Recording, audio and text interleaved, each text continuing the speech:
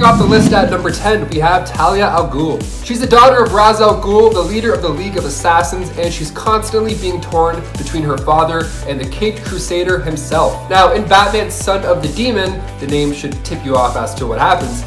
But by the end of the story, Talia ended up giving birth to a child, and Batman was the father. Meet Damian Wayne. He was perfect. I mean, genetically speaking, of course. He was born from an artificial womb, and he was supposed to join the League of Assassins and be a great warrior. That was the plan. You know, having a powerful skill set in martial arts before he was even a teenager, Talia al Ghul explained who he was and left him with his father, Batman. Now, she was hoping that this would cause problems for Bruce Wayne and that this would disrupt Batman's work. You know, getting the little one to spy on Batman and stir up some drama with Tim Drake in the meantime. He was actually quite eager to replace Tim Drake as Batman's wingman.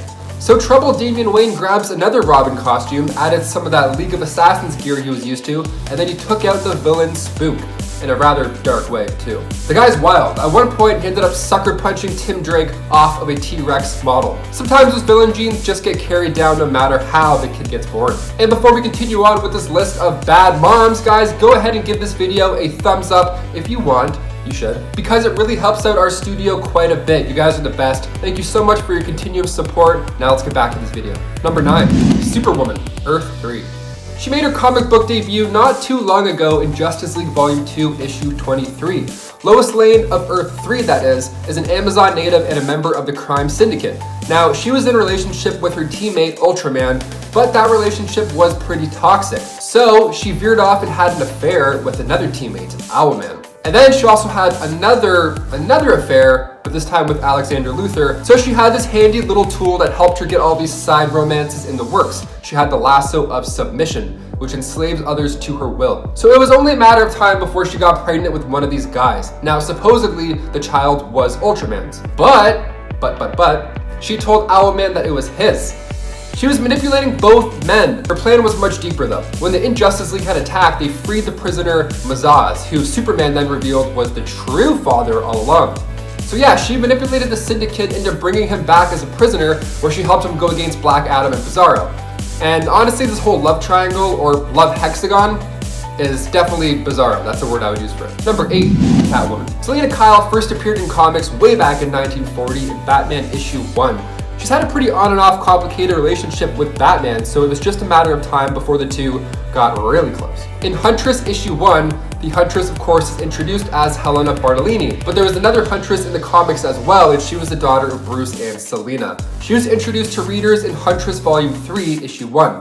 Now this all happened on Earth 2 as well. See, Helena is a lawyer for Cranston, Grayson, and Wayne, but the daughter of Batman and Catwoman. So she's got a few tricks up her sleeve as well. When she was only 19 years old, her mother, who used to be Catwoman, passed away in a tragic mishap, no thanks to this henchman named Silky Cernak. He was the reason behind a photo that came up, and it showed Selina Kyle as Catwoman attacking a police officer. So of course Helena was pretty upset, and she wanted to get even. They're making her mom look bad. So she took a page out of her parents' book and became the Huntress. Now she went after Silky Smooth Cernak and then got him arrested, and her mother wasn't even as bad as she thought, because the photo, it was tampered with. It wasn't even a legit photo. But she ended up keeping the suit and attitude and eventually wound up on the Justice Society of America. And also recently this year, readers got their first look at Jim Lee's variant cover for Batman and Catwoman issue 4, where Helena Wayne stands front and center, and in this version she looks really, really cool. If you haven't been reading that run, you're missing out. And coming in at number 7, Volthoom, Earth 15. Making his first appearance in Green Lantern Annual Volume 5, Issue 1 back in 2012, also known as the First Lantern. So like I said, he's from the future on Earth 15 in the year 3079, and after his world was on the brink of destruction, him and his mother used the newly discovered emotional electromagnetic spectrum, which is a multiversal force powered by all life in the multiverse. Then they used this power to create the Travel Lantern, and then Volthoom left to find safety while his mother stayed behind and unfortunately, in superhero fashion, died by being crushed by a building right as he left. So he traveled for weeks through space and time in desperate hopes to find something to save his home world.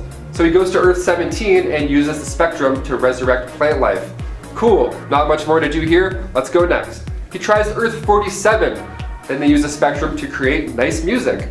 Cool, and next he went to Earth 3, where he met a sorcerer named Mordu, in which he creates a power ring out of a piece of his soul. and that ring of course being called the Ring of Voltum. He finally found Earth Zero, where he acted as the law and order. Eventually Voltum's mind was corrupted from the spectrum and he becomes insane and tries to kill the Malthusians, who had created a great heart battery beforehand. Not cool Voltum, more like not cool Tomb. Nah, I tried. And number 6, Daniel West, Reverse Flash.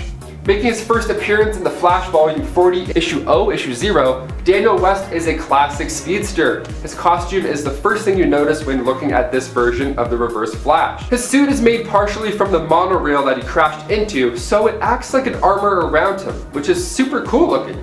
It was merged to him. So after an accident where you get super speed, becoming a supervillain isn't too hard of a lane to slip into, especially when your mother dies while giving birth to you and your father is an aggressive alcoholic.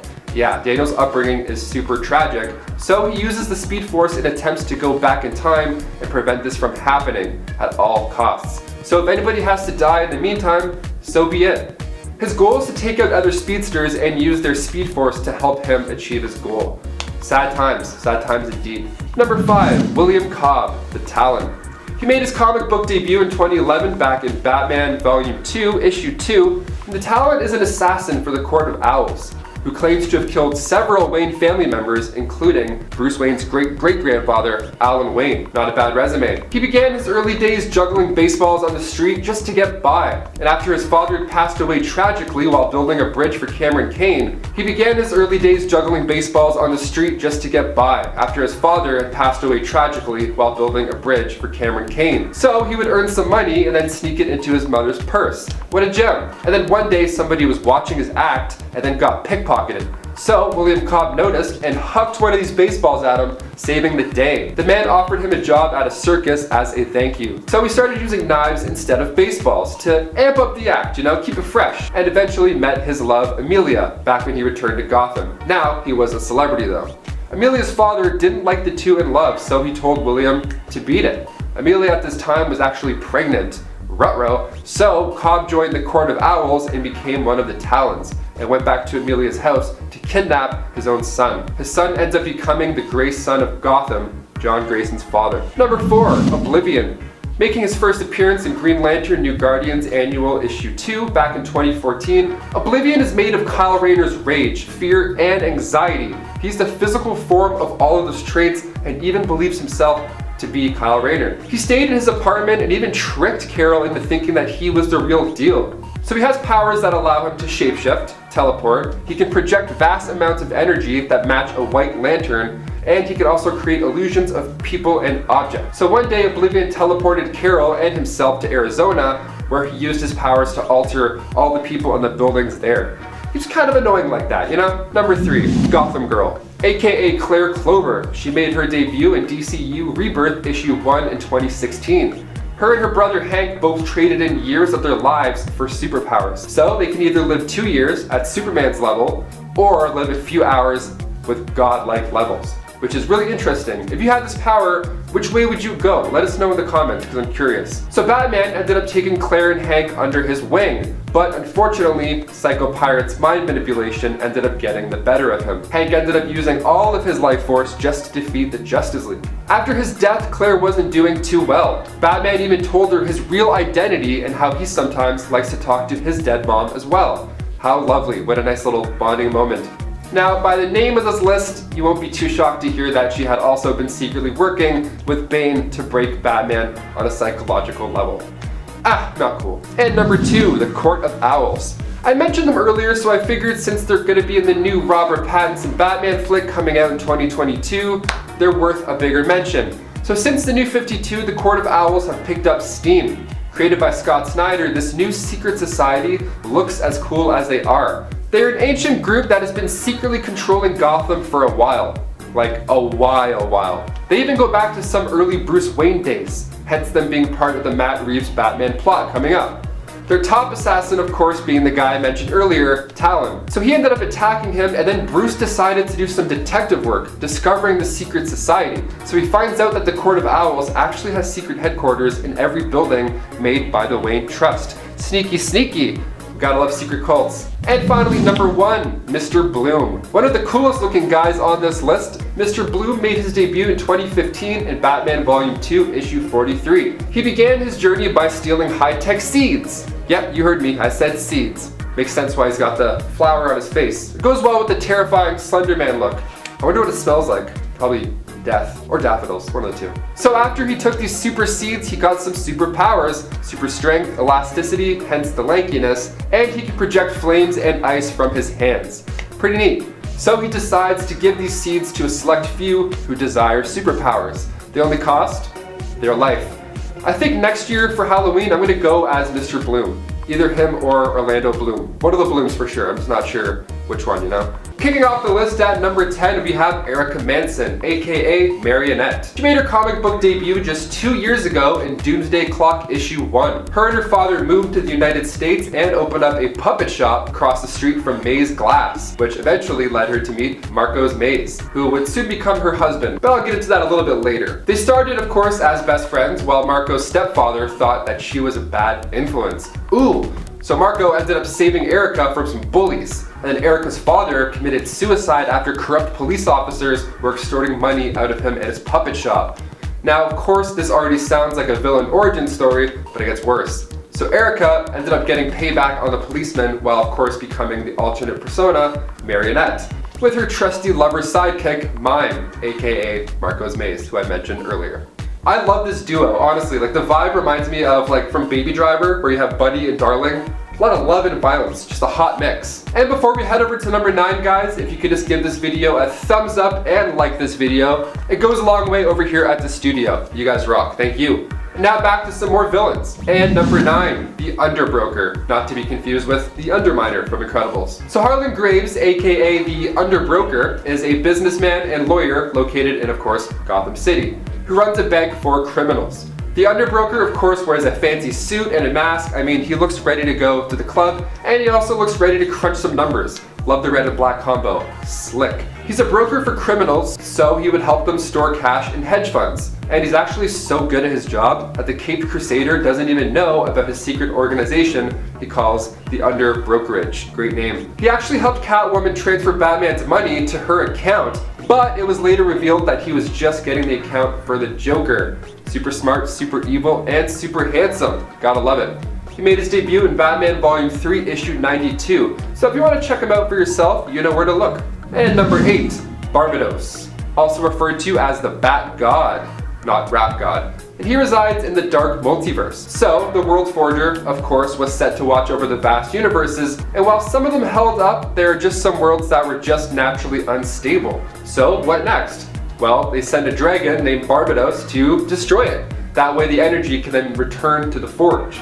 Now, sometimes you like your job a little bit too much, and this was the case for the Bat God. See, he ended up killing his master and then had a real taste for destruction, thus corrupting the Forge of Worlds. So now, with Barbados not destroying these worlds and sending that energy back, these worlds ended up becoming part of the Dark Universe. His journey begins with Dark Days, the Casting, issue 1. Number 7, Punchline. Also called Alexis K, she is the Joker's new right-hand woman, as Harley has a lot going on right now and the two aren't really on speaking terms. She was a student at Snyder College and encountered the Joker while on a field trip to a TV studio. Joker hijacked the studio and Alexis was forced at gunpoint to act as the newsreader, delivering Joker's message to the citizens of Gotham.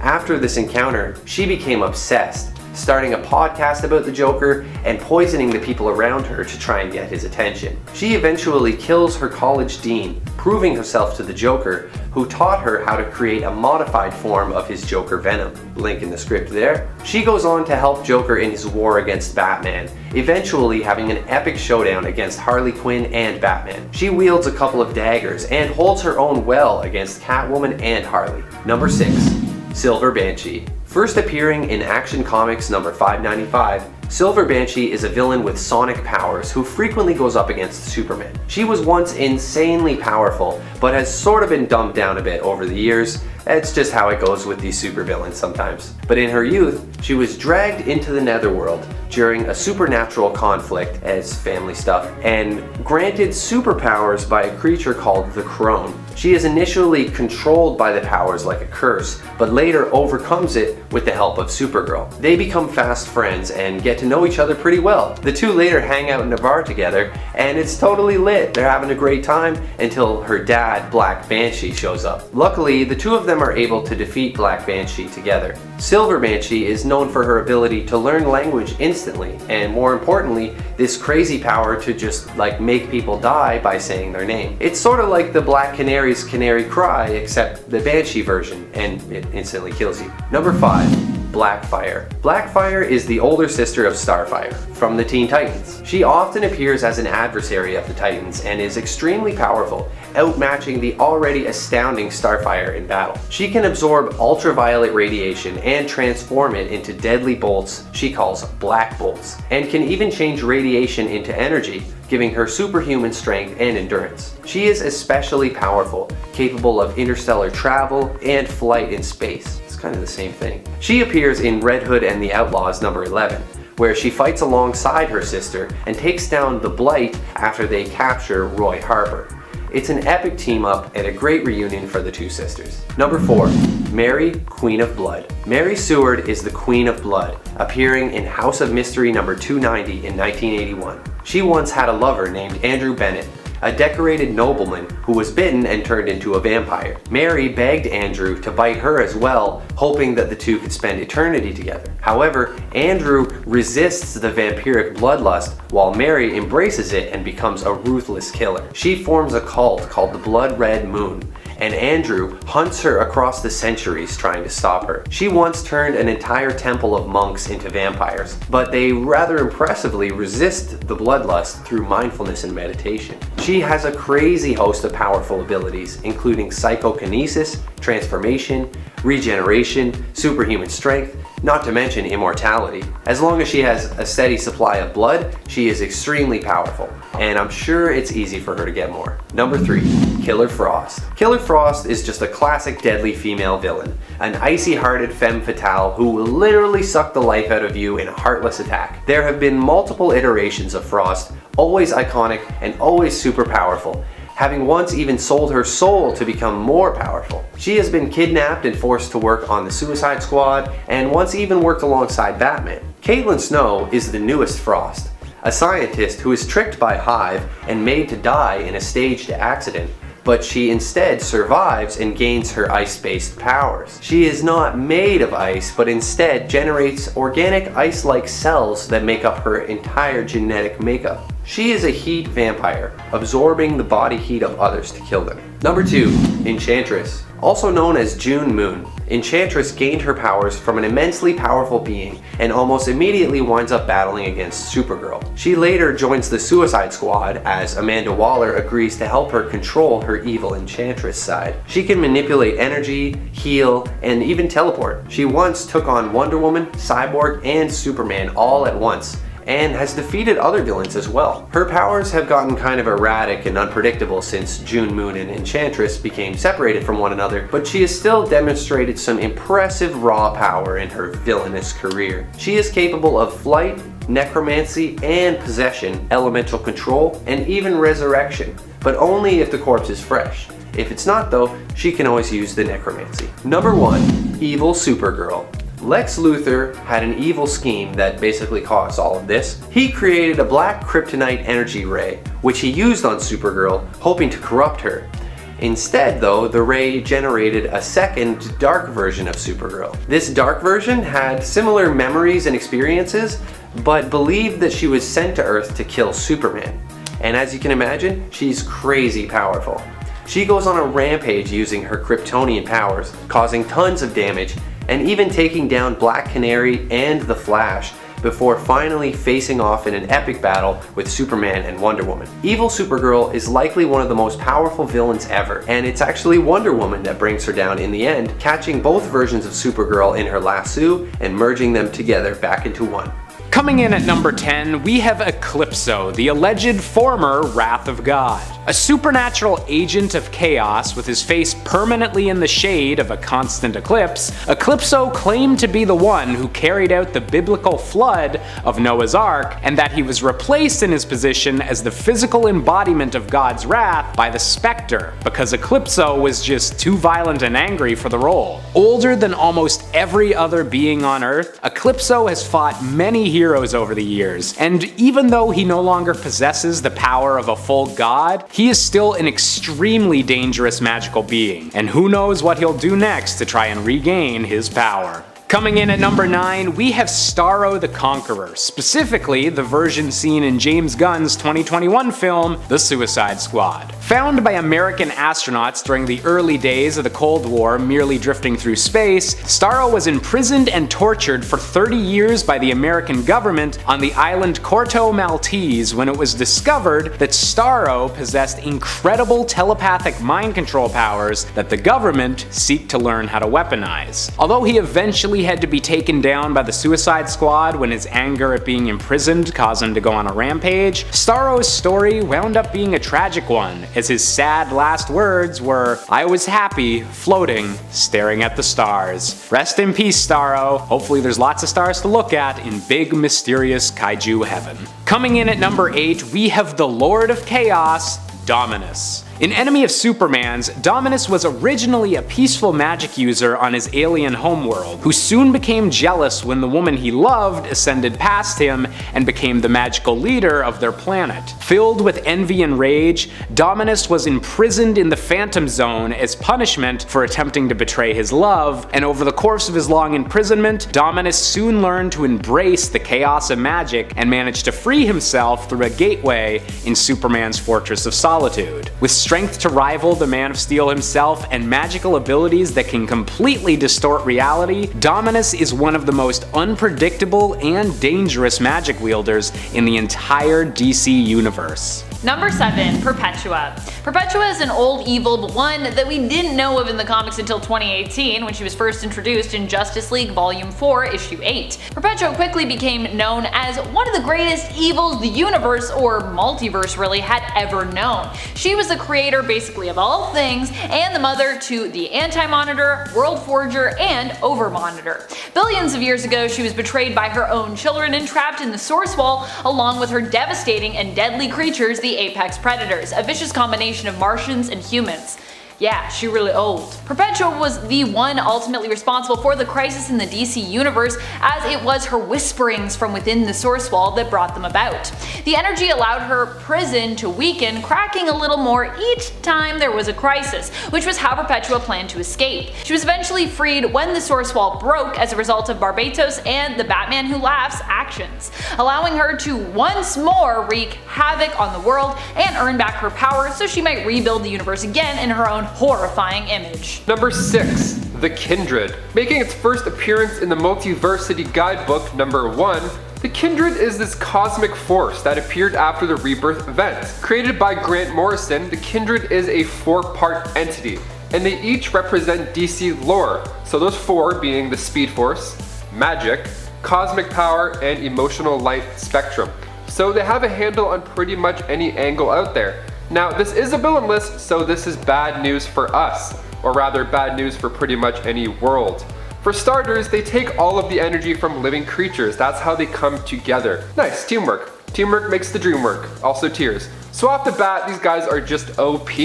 I love the look of these celestial gods though. They each have like their own color. Even if Brian Hitch wrote them into his run with the Justice League, with destruction being the driving force, this is still kind of a villain that even I'll root for. I said it, sue me, what's up? Number 5, Punchline. So Punchline has to be one of my favorite of the newest villains we've seen. I didn't want to like her when she was announced, especially as I thought she was going to be like some new, younger version of Harley Quinn, which I didn't really think that we needed. But then I met Punchline, and I gotta say, I like Alexis. She's okay by me. Punchline's real name is Alexis K, and we learned her backstory in the Joker 80th Anniversary Special. She sought out the Joker believing that his ideology matched or at least suited her own. She has displayed some pretty sweet chemistry and toxicology skills, making Batman his own special version of the Joker venom. How nice. Which tormented him through most of the Joker War story and has proven how deadly she can be with her stilettos when she managed to land a life-threatening hit on Harley Quinn. I really hope we get more Punchline in the near future. I was pleasantly surprised by how different and interesting she is in comparison to Harley Quinn, and I also just love her character design. Punchline first appeared in Batman Volume 3 in issue 89. Number 4. Eradicator 2. With that name alone, oh boy, you already know what's coming. The Eradicator 2 was created, of course, after DC's rebirth with the absence of the original Eradicator. Another big bad version was bound to show up. I mean, we expected it. So of course, this is the newer version of Eradicator from the 80s comics. But the best part is that he still has the 80s look. He's got the retro, badass glasses, which are such a nice touch, by the way. Just by looking at this guy, you can tell he's the coolest. Created by General Zod, this AI ended up taking on the physicalities of Superman, hence the everything about him. So when this badass AI is close to a yellow sun, he gets powered up real good. I'm talking the usual super strength, stamina, flight, speed, and he's basically invincible. A cool but scary power that he also obtains is that of energy manipulation, because he's made of course, pure energy. Eradicator wasn't used too much, but I feel like Eradicator 2, since his first new appearance in Superman Volume 4 Issue 2, at the very end we see his rebirth, and it's beautiful. Once the Kryptonian gene is detected back on the Fortress of Solitude, energy forms all around the room. There's an ID badge, some glasses, and then bam, all this mixed into one. You get this bright pop, and his opening line being, "We are here, we will save you too, Kal-El." And it's sick. He's like basically Terminator with a cape. He's got the look, there's this energy coming from him. I would love to see this guy go head to head with Henry Cavill. I mean, maybe we'll get more of a dark alternate version with the Snyder cut of the Justice League, but fine, that'll have to do in the meantime. For now. Number 3. Clown Hunter. Clown Hunter is just a kid who stepped up to the plate when it came to taking back Gotham during the Joker War. Seeing his neighborhood being ravaged and attacked by the Joker gang, and having lost his parents to the Joker, he was inspired to start cracking skulls, which is exactly what he did, defending the innocent with a baseball bat with a batarang attached to it, to kill any clowns that crossed his path. His true name is Bao Pham, and at the end of the event, he was confronted by Batman himself, who suggested that he seek help and speak to a therapist. He also offered to mentor Clown Hunter, but warned him that he would not tolerate the teenage Bao killing anyone else, no matter their crime. Clown Hunter seemed interested in getting help, but only after his work was done. Clown Hunter first appeared in issue 96 of 2016's Batman. Number 2. The Batman Who Laughs. Bruce Wayne, but from Earth 22, is a touch different than the one that we know best.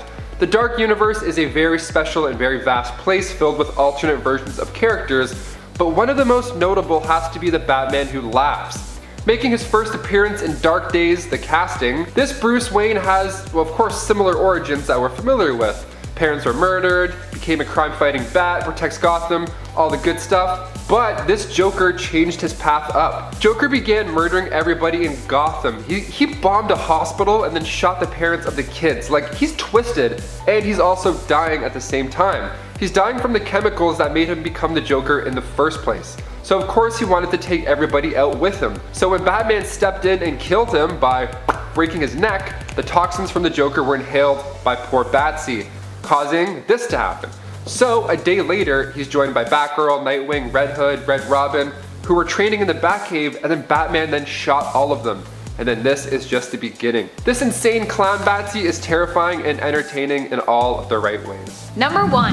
Ghostmaker. We don't know a lot about Ghostmaker yet. He first appeared in Volume 3 of Batman, the current run, in issue 100 as a mysterious figure. And so far, he stayed that way. We'll likely see more of him in issue 103, but so far we know he's not as new as he might appear. In fact, in Batman issue 102, Batman seems to recognize him, leading many to speculate as to which old rival Ghostmaker's true identity could actually be. We do know that he's here to challenge Batman for Gotham and to provide the people with an alternate option when it comes to choosing their hero for their city.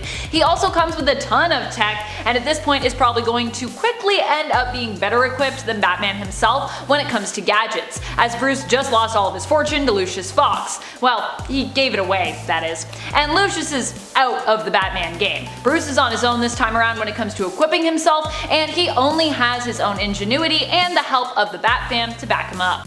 And at 10, Catman. I mostly put this on the list because I wanted to joke about Fairly Odd Parents. Thomas Blake, once a wealthy socialite in Gotham City, became a skilled hunter of jungle cats, but squandered his fortune in pursuit of his obsession. Left with nothing, he turned to a life of crime. Considering becoming a vigilante like Batman, he chose a different path later on and became the costumed villain known as Catman. His criminal spree involved stealing cat-themed items and valuables, mirroring his affinity for the creatures he once hunted, and as Catman, he encountered Batman and Robin on multiple occasions, and they eventually figured out his identity, thanks to the intervention of Batwoman. In a desperate attempt to escape capture, Catman deployed a giant cat robot, but the dynamic duo stopped the plans and destroyed the machine. In a final confrontation, Catman was washed away by a river and presumed dead, his criminal career coming to an end. But, I mean, still, Adam West as Catman on Fairly Odd Parents definitely makes him street level. If a kids show can joke about it, then yeah, you're sad. In at 9, Prometheus. Prometheus, born to criminal parents, witnessed their violent demise at the hands of the police, which left them traumatized and turned their hair white from shock. Fueled by a desire for revenge against justice, he took an oath to eradicate all those who stood in his way. Concealing his true name, he became a formidable foe with a plan to wreak havoc on the world. After unleashing devastating devices across numerous cities, causing immense destruction and loss of lives, including Roy Harper's daughter Leanne, Prometheus offered a deal to the Justice League of America. He promised to reveal the device's locations and deactivate them in exchange for his freedom. Reluctantly, the JLA agreed to save innocent lives. However, upon return to his hideout, Prometheus encountered Green Arrow, who sought vengeance for Leanne's death. In a swift confrontation, Green Arrow shot an arrow through Prometheus' head, putting an end to the man's reign of terror, but hey, then it started the whole Trial of Green Arrow storyline, which a lot of people hate, so yeah, that's why he's up higher on the list, because of him. In at 8, Court of Owls. They're a violent cabal who uses architecture and murder to wield political influence throughout the city. Their legend is only told through whispers and a nursery rhyme that bears their name. To carry out their interests, they employ a breed of highly trained assassins known as Talons, and the leaders of the organization appear to be humans wearing owl masks on their faces, because where else would you wear a mask? The rest of the court, on the other hand, are mutated and appear to be actually like human-owl hybrids. Their owl-like distorted faces, long claws, and their eating style seem to prove this, unless they're just very into roleplay, or maybe they're just owl bears, and D&D has been real in the DC universe for ages. The Court of Owls takes notice when billionaire philanthropist Bruce Wayne announces plans to rebuild and reshape Gotham City for the future, but is sentenced to death by the group and their assassin, the Talon. They attempt to kill him during a meeting with politician Lincoln March, but they don't, because, you know, he's Batman. They struggle to the top of Wayne Tower, and the Talon survives a fall from the top of it somehow, but Batman begins to investigate and uncovers their whole society and a secret headquarters and how they were established by the Alan Wayne Trust, and it's a whole thing that is just meant to make Batman connected to the corruption in the city. And at 7, Bronze Tiger. Bronze Tiger, also known as Ben Turner, is a master martial artist renowned worldwide for his combat skills. His journey began with Richard Dragon under the guise of O-Sensei, but he later fell victim to the League of Assassins' brainwashing, transforming him into one of its deadliest killers. Despite their programming, Ben eventually broke free from their control, choosing to embrace heroism instead. His childhood in an upper middle class black neighborhood took a dark turn when at age 10 he killed a burglar that was assaulting his parents. Struggling with anger and homicidal urges as all 10-year-olds do, he turns to martial arts, seeking discipline and control, but again, his anger persisted, leading him to, become a criminal. Recognizing the dangerous path that he was on, Ben embarked on a journey around the world seeking guidance, and he ends up becoming a hero, but he was a villain, and that's why I'm putting him on this list. Plus, Ben Turner in Arrow is pretty freaking dope, so yeah. And at 6, Huntress. Helena Bertinelli, also known as the Huntress, was once a rogue and vengeful vigilante seeking to destroy her father's criminal empire after he had her fiancé, Michael Stanton, killed. Her paths crossed with Oliver Queen, who intervened to save her from her father's deadly scheme, but realizing that Oliver's different approach to justice didn't really work for her, she left Starling. Later on, Helena returned with a vendetta against her father, who sought protection by cooperating with the authorities, but Oliver tried to stop her again, but she escaped. Because he wouldn't kill her, because he had boinked her. This is all from the TV show, by the way. A year later, she resurfaced when Team Arrow confronted her father again, leading to his ultimate demise, but she wasn't the one to do it, so she was upset about that, because if you want your father to die and you aren't the one who does it, apparently that's a bad thing. In the ensuing chaos, she gets arrested and sent to prison, finally. In the comics, she's like a vigilante hero, but in the show, she was definitely a villain, so that's why I'm putting her on the list, alright? That's why it's the Arrow version. Number 5, Trigon. Trigon was a regular evil ruler of a planet, until one day a group of aliens known as the Divine showed up, hoping to use something called the Great Heart of Darkness to eat his soul and cleanse the planet of evil. This backfired as Trigon absorbed the heart and gained the power of 100 galaxies worth of collected evils. It was at this point that the Divine revealed that they were not a boy band as their name suggested, but were in fact his parents. This family reunion was cut short when Trigon skinned them and wore them like coats. He would go on to have many sons whose mothers he would kill, and one daughter, Raven. Raven would not end up going into the family business, but would instead end up joining the Teen Titans and becoming Trigon's greatest enemy. He has mind control powers, shape-shifting, dimensional travel, the ability to manipulate matter, and telepathy and telekinesis, just to name a few of his powers. He is immortal, having apparently been around since the dawn of time, and nearly invulnerable, having shrugged off blows from Wonder Girl and Superboy, with Superboy even saying that punching Trigon felt like trying to destroy a mountain with a teaspoon. Number 4. Darkseid. After the old gods died in a battle against evil, the planets New Genesis and Apocalypse were born. The latter fell under the control of an evil and tyrannical new god called Darkseid. New Genesis housed the source of all life, the life equation, and Darkseid became obsessed with finding its opposite force, the anti-life equation. He discovered that the anti-life equation was on the planet Earth and began a campaign to conquer the planet, bringing him into constant conflict with the members of the Justice League, particularly Superman.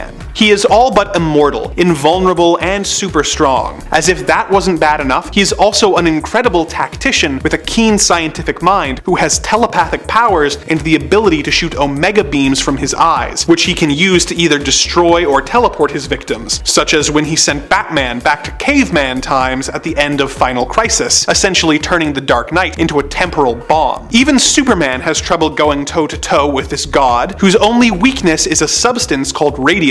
Number 3. Mr. Mxyzptlk. Mr. Mxyzptlk is a fifth-dimensional being who has developed an obsession with Superman and likes to spend his time harassing the Man of Steel and putting him through various ordeals for his own amusement. He can fly, teleport, and create essentially anything he likes with just a thought. He is also a character with cosmic awareness, sometimes speaking directly to the reader as though he is aware of his place in a comic book. He is a relatively benign nuisance most of the time, merely wanting to put Superman through the ringer with his various cosmic pranks, but he is capable of extreme villainy when he wants to be, such as in Alan Moore's Whatever Happened to the Man of Tomorrow, where he grows bored and decides to become truly evil, manipulating events to kill several of Superman's friends and ruining his life in the process. Mixie is so powerful that even he thinks it's unfair. So, to be a good sport, he gave himself a weakness that makes it so that the only way to stop him is to trick Mr. Mxyzptlk into saying his name backwards, which is of course Kiltipzixum. When you consider that this is a self-imposed weakness, and in theory if he wanted to remove this rule he could at any time, it makes you realize just how unstoppable he really is. Number 2. The Anti-Monitor. When a scientist on the planet Oa developed a screen to witness the creation of the universe, this caused a massive explosion which split reality and formed the multiverse. The Oans began a civil war, and several of them left for the Quard dimension, seeking the means to become all-powerful. Quard was in the antimatter dimension, and one day an excess energy on Quard's moon formed into a being known as the Anti-Monitor, who fed off of the evil energy of the antimatter universe and took over his universe. He wanted to then destroy all the positive matter universes in order to become as powerful as possible, causing the Crisis on Infinite Earths, where he went to war with the various superheroes of the multiverse, which resulted in the multiverse being streamlined into one universe. Barely any of those sound like real words. He has destroyed and absorbed over 1,000 universes and is capable of being able to alter reality and increase the power levels of the villains who serve him. He is essentially immortal, being able to fight the strongest heroes from hundreds of universes at once without taking any apparent damage. It was only through the actions of the Spectre, who had been empowered by all of the various DC Universe's most powerful sorcerers, that the heroes were able to defeat him at the dawn of time. He was eventually killed by Superman 2, but was restored to life when the multiverse was recreated. Number 1.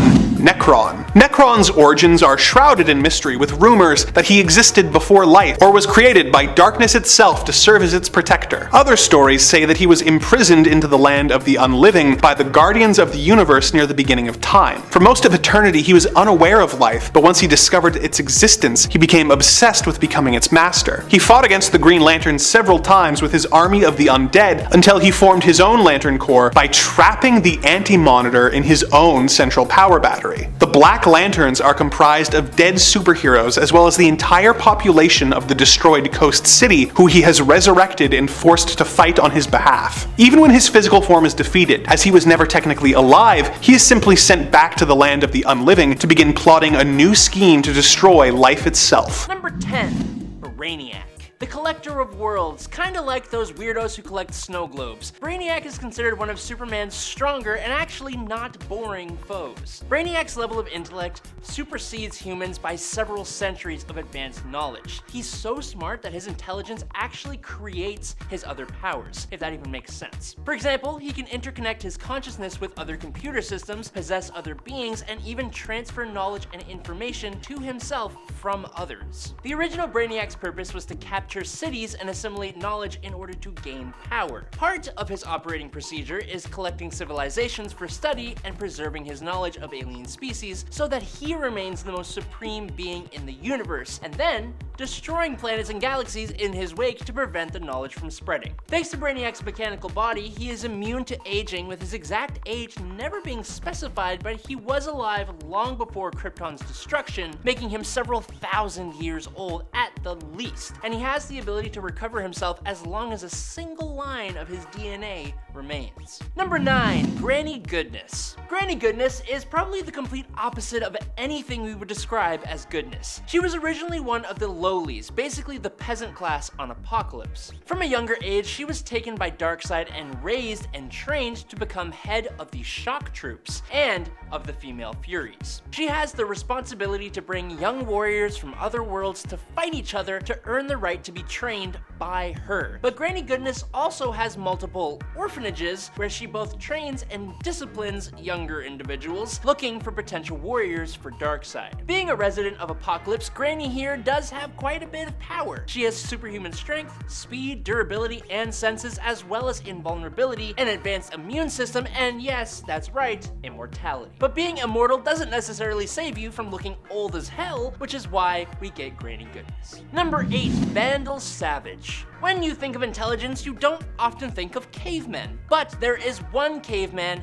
who can proudly make this list. Vandal Savage was alive 50,000 years ago as chief of a tribe of other cavemen, but when he came into contact with a strange meteorite, it exploded and bathed him in this strange alien radiation that gave him immunity to aging, disease, and fatigue, meaning he is effectively immortal. The meteorite also increased his intelligence to superhuman levels, which combined with 50,000 years of learning, experiencing, and living alongside every single technological innovation in the history of man ever, Vandal Savage possesses skills in almost all areas of the human experience, even basically becoming immune to pain. Specifically though, he focuses on the tactical skills that would help him become a world conqueror. Because he's a villain, that's what happens. Number 7. Superboy Prime. Just because Superman can't take Darkseid alone doesn't mean that another version of the character couldn't stand a fighting chance. Superboy Prime, or Superman Prime as he is often referred to now, might not have the physical strength, but it could be possible that he could manipulate reality to make Darkseid weaker, or even cause him to just not exist. How? With just a punch. There was a time in the comics where Superboy Prime was shown to be so strong that he punched reality, splintering it and in essence reshaping it. If Superboy Prime has the power to punch retcons into existence, what can't he do? Number 6. Volthoom. Volthoom is the very first Lantern who, after receiving the very first Lantern ring from the Guardians of the Universe, turned dark, losing control of all the emotions within himself. Or maybe he was a little dark even before that. He killed millions of people and enjoys sowing discord and creating chaos. At one point, he also almost succeeded in taking hold of the universe and reshaping it in his own image. It took the collective power of Parallax Sinestro, Necron, and a Black Lantern, Hal Jordan, to stop him. He can warp reality, manipulate time, and has increased durability. He's taken on an army of Black Lanterns all by himself, and at one point was powerful enough to hold the universe in his hand. I'm pretty sure if there is anyone who could take on Darkseid solo, it would be Volthoom. Number 5. Starro the Conqueror. Starro is a frightening enemy. Not only is there the potential for Starro to simply take hold of Darkseid and use him as a pawn, which we have actually seen pictured in the Future State Justice League series in issue 1, but you can have a Starro that could be up to thousands of miles across. Their sizes greatly vary, meaning that you could have a Starro simply capable of crushing Darkseid if it wanted to. Though honestly, taking his mind hostage and using him as a weapon for its own purpose is a far more terrifying prospect. Not just for our heroes, but I imagine for Darkseid as well. Number 4. The Darkest Knight. I never thought I'd consider Batman Who Laughs to be such a powerful threat, but after he took the brain of final Bruce Wayne, who basically had the powers of Dr. Manhattan, he became one of the most powerful beings in the universe. True, he was defeated by Wonder Woman, but if we can imagine a scenario outside of Dark Knight's death metal, where with his newly acquired power he squared off with Darkseid, it would be easy to see how he could win against that villain. With Dr. Manhattan's abilities, there would be almost no feat of power too great for him to accomplish. In his Darkest Knight form, the Batman Who Laughs became invulnerable and immortal, which would also make it very hard for Darkseid to not only wound him, but defeat him as well. Number 3. Anti-Monitor. Many consider the Anti-Monitor to be one of DC's greatest threats. It usually comes down to either Anti-Monitor or Darkseid when you ask fans who is the most powerful and fearsome antagonist of the DC universe. The thing with Anti-Monitor is most of his stories have included threatening not just multiple worlds, but entire multiverses. So compared to Darkseid, he's generally on another scale. And not just in terms of threats and power, but also just in terms of actual size. Darkseid is typically shown as being an intimidating height, but only really in comparison to other superpowered beings and humans. He's like anywhere from a few feet taller to double their size. Anti-Monitor, on the other hand, is generally depicted as being hundreds of feet tall. So unless we are giving Darkseid a major boost to his size, Anti-Monitor could just squish him like a bug. Of course, we did give Darkseid a major boost to his size when the two fought, but even then Darkseid ended up dying. Of course, it wasn't Anti-Monitor who caused his apparent death, but it still happened while they were fighting, so hey, I'm counting it. Number 2. Perpetua. Perpetua is also likely a character who could take Darkseid, considering that she has destroyed entire alternate Earths before and even managed to break the Source Wall. Pretty impressive and terrifying stuff. Perpetua, for those who don't know, is an agent of the Source who went rogue. Initially, she was on a mission of creation, but instead decided to turn to the side of chaos and destruction, with a plan to remake the multiverse in her own image. Some might think that Perpetua isn't so scary or strong, considering she has only been shown to destroy a single universe at a time. But in reality, when we saw her wreaking havoc in death metal, she was not yet back to her full strength. If Perpetua was back at her max strength of power, there's no telling just how much destruction she could bring about within an instant. Number 1. Trigon. In the animated film Justice League Dark Apocalypse War, we saw just what Trigon was capable of in the fight against Darkseid. And I know what you're thinking, how is Trigon more powerful than Perpetua, Amanda? But I'm giving this one to him because of this fight. Raven accidentally lost control of Trigon and set him loose on Apocalypse. Trigon in the film at least was shown to be strong enough to match Darkseid in power, if not beat him. Initially, that's because Trigon possessed Superman, using him as a host to fight Darkseid. But afterwards, Raven and Constantine team up to give Trigon back his own body, realizing that he is the key to defeating Darkseid, giving them enough time to escape back to Earth and enact Cyborg's plan to destroy Apocalypse. When Trigon gets his body back, he poses a very real threat to Darkseid, to the point that at one point Darkseid attempts to basically run away, but Trigon does not let him. As Apocalypse is destroyed, so are both of the villains, as Trigon holds Darkseid back, preventing him from fleeing. Number 10. Count Vertigo. Now aptly named Werner Vertigo, he is a man who was born with an inner ear defect that affected his balance. So naturally he was implanted with the device that not only corrected that, but also gave him the ability to cause extreme vertigo in other people. That's right, his entire ability is disrupting his enemy's balance, and honestly you might think that's not really anything to write home about, but trust me,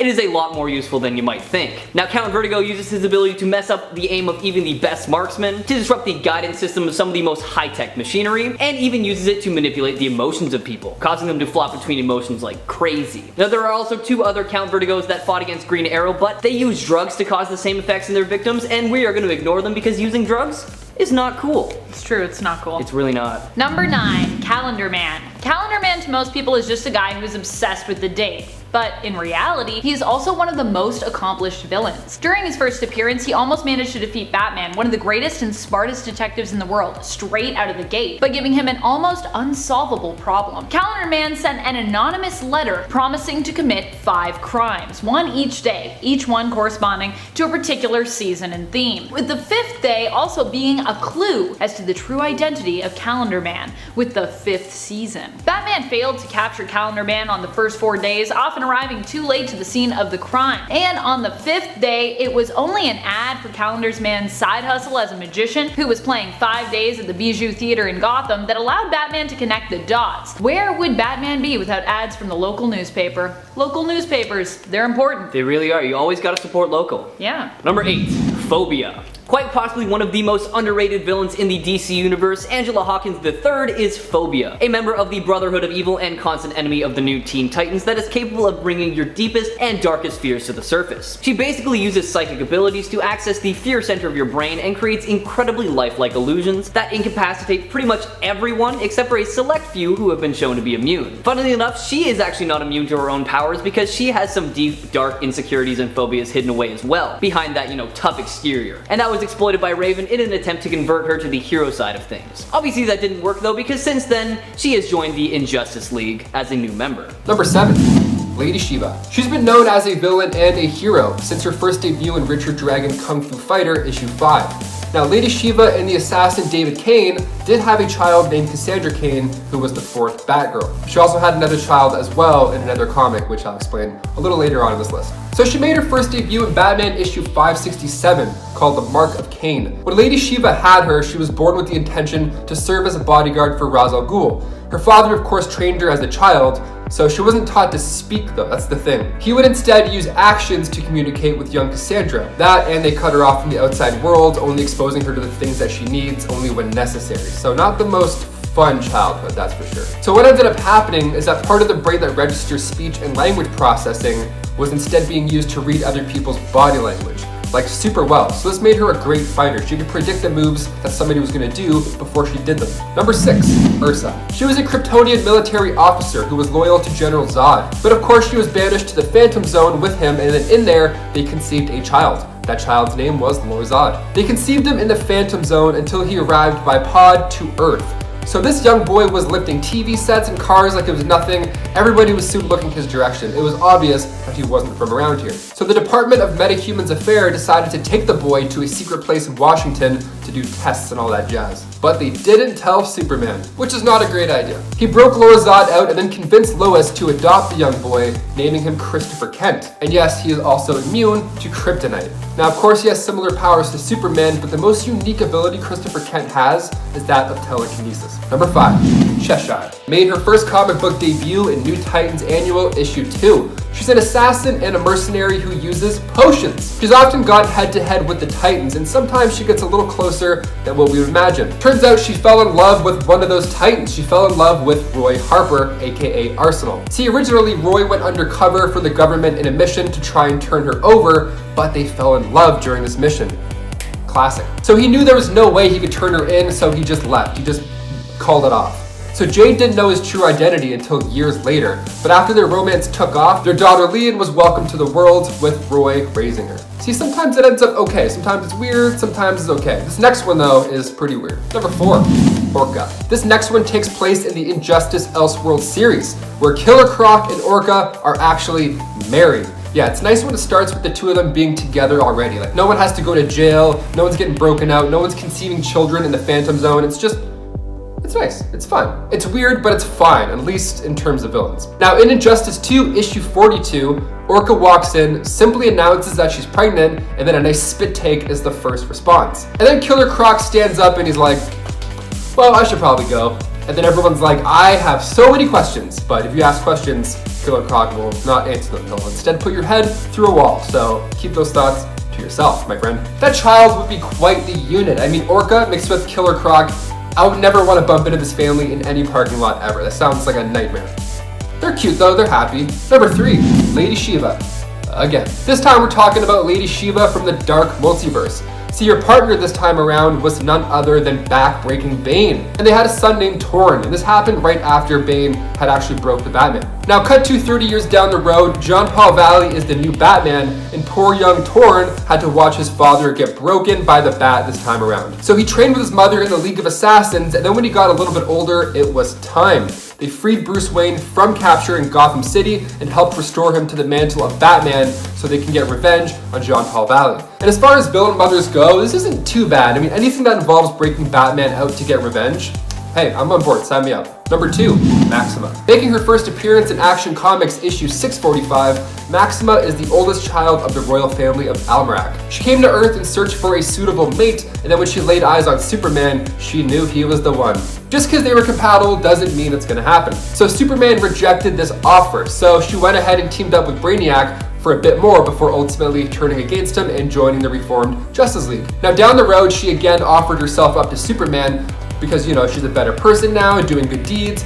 But again, Superman said nay. He was married to Lois, so it's just not in the cards. Sorry, Maxima, it's not gonna happen. But in Adventures of Superman Annual 3, we see a front cover that makes readers turn their heads. Well, after an untimely passing, Lois Lane sadly wasn't really in the picture anymore. Clark sadly felt responsible for not saving her, you know, typical hero stuff, typical guilt. So he left Earth, he couldn't bear it. He felt he didn't belong there anymore, truly. And while Superman was being attacked in space, Maxima came to their rescue. And Superman, well, he decided to stick around, not having anywhere else to go. He figured, why not? Now this escalated, they had their ups and downs, but in the comic it implies that the two eventually had kids. So the lesson here, folks, is if you get rejected, just keep trying, because maybe your dream man will just come swooping by you in space out of the blue. You never know. And finally, number 1, Harley Quinn. Of course, we have to mention the time Harley had children. Now, this is from the DCAU, where we don't necessarily see her children directly, but we meet Dee Dee, her 2 granddaughters who were twins, and they're just a load of fun. They were referred to as Dee Dee because it's cute and it sounds cool, but their names were actually Delilah and Daydream. So she had raised these twins in hopes of keeping them away from the life of crime, but they inherited the same fascination that Harley once had with the Joker.